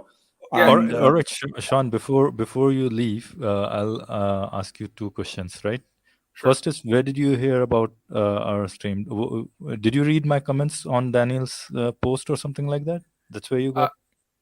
So I was watching the debates yesterday, and you guys showed up on my front page on YouTube, and it was a live. So I think lives get priority, so it just showed up there, and I saw there was only a few people there, and I was like, oh, let's see what these guys have to say. All And right. then, yeah. All right. Yeah, No, it was good serious. talking to you guys. It was a really nice conversation, to be honest. Yeah. Yeah, it was really nice to talk to you guys. Second question: Can I, if I may ask you, and you can hold answering this question? Are you from a bit, originally? I mean, or probably your roots are subcontinental? How'd you know? Ahmed that gives it away. Yeah. Ahmed gives it away. Yeah. Oh my god! I thought my first name would have kept me, kept me undercover. You should have used a better name, I think. Yeah. Yeah. Okay. Yeah, I'm actually from Canada, but yeah. All right, all right. So Pakistan. just give you a brief idea. This channel, Mahdin is there, myself, Philo, and then Khayalie. So three of us, and we are our roots are from three different places from the subcontinent. I don't know how much you visit these places, but I'm from India. Mahdin is his ancestry is from Bangladesh, and then Khayalie is from Pakistan, basically. Okay, yeah, I'm actually going to Pakistan pretty soon. I'm going to be spending 1 month there at my village. All right. Really nice to have you here, by the way. Yeah. Yeah, nice meeting you guys. It was good. It was good to discuss. I don't get a chance to talk to people about this sort of thing much, so it's good to talk to you guys. You guys are really knowledgeable. It's good. All right. Appreciate it. Thank you. It was very nice to talk to you too. Very nice to talk to you too. Peace out. Yeah. All right. Bye-bye. Bye-bye. All right, shall we shut down the stream then? Syed bhai? Yes. Thank you, sir. Sorry आपको आपको आज बहुत देर रखा, but आप enjoy की होगी आपने आज की स्ट्रीम, राइट? Yes. है ना, अच्छी कॉन्वर्सेशन थी, काफी अच्छी कॉन्वर्सेशन थी, राइट? Yes. Very good. तो अभी इसको बंद करते हैं, आपसे नेक्स्ट टाइम बात करेंगे, राइट? है ना? Yes. चलिए, है ना? Okay, bye. Khayalie, I don't know, I can't hear you, but I'll plug in the ending remarks. Mahdin, do you have any ending remarks? My ending remarks is that let's join the background after the stream. Sure. No, it's been a really good conversation at the end. And if anybody wants to actually listen to the reasons of what we thought were weak or strong or good about Haqiqatjou, you'll be able to find it at the beginning of the stream. So rewind, replay it.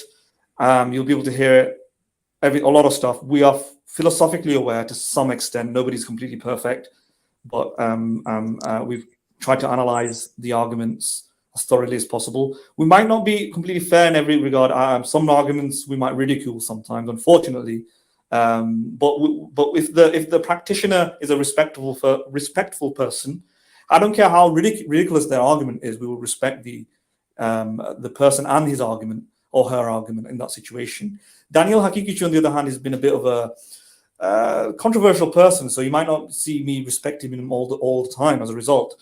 But if you're like the previous person was Sean, he was nice, calm, respectful, talked nicely. So far, so good. So irrespective of how what he brings to the table, we will respect you just like we respected him.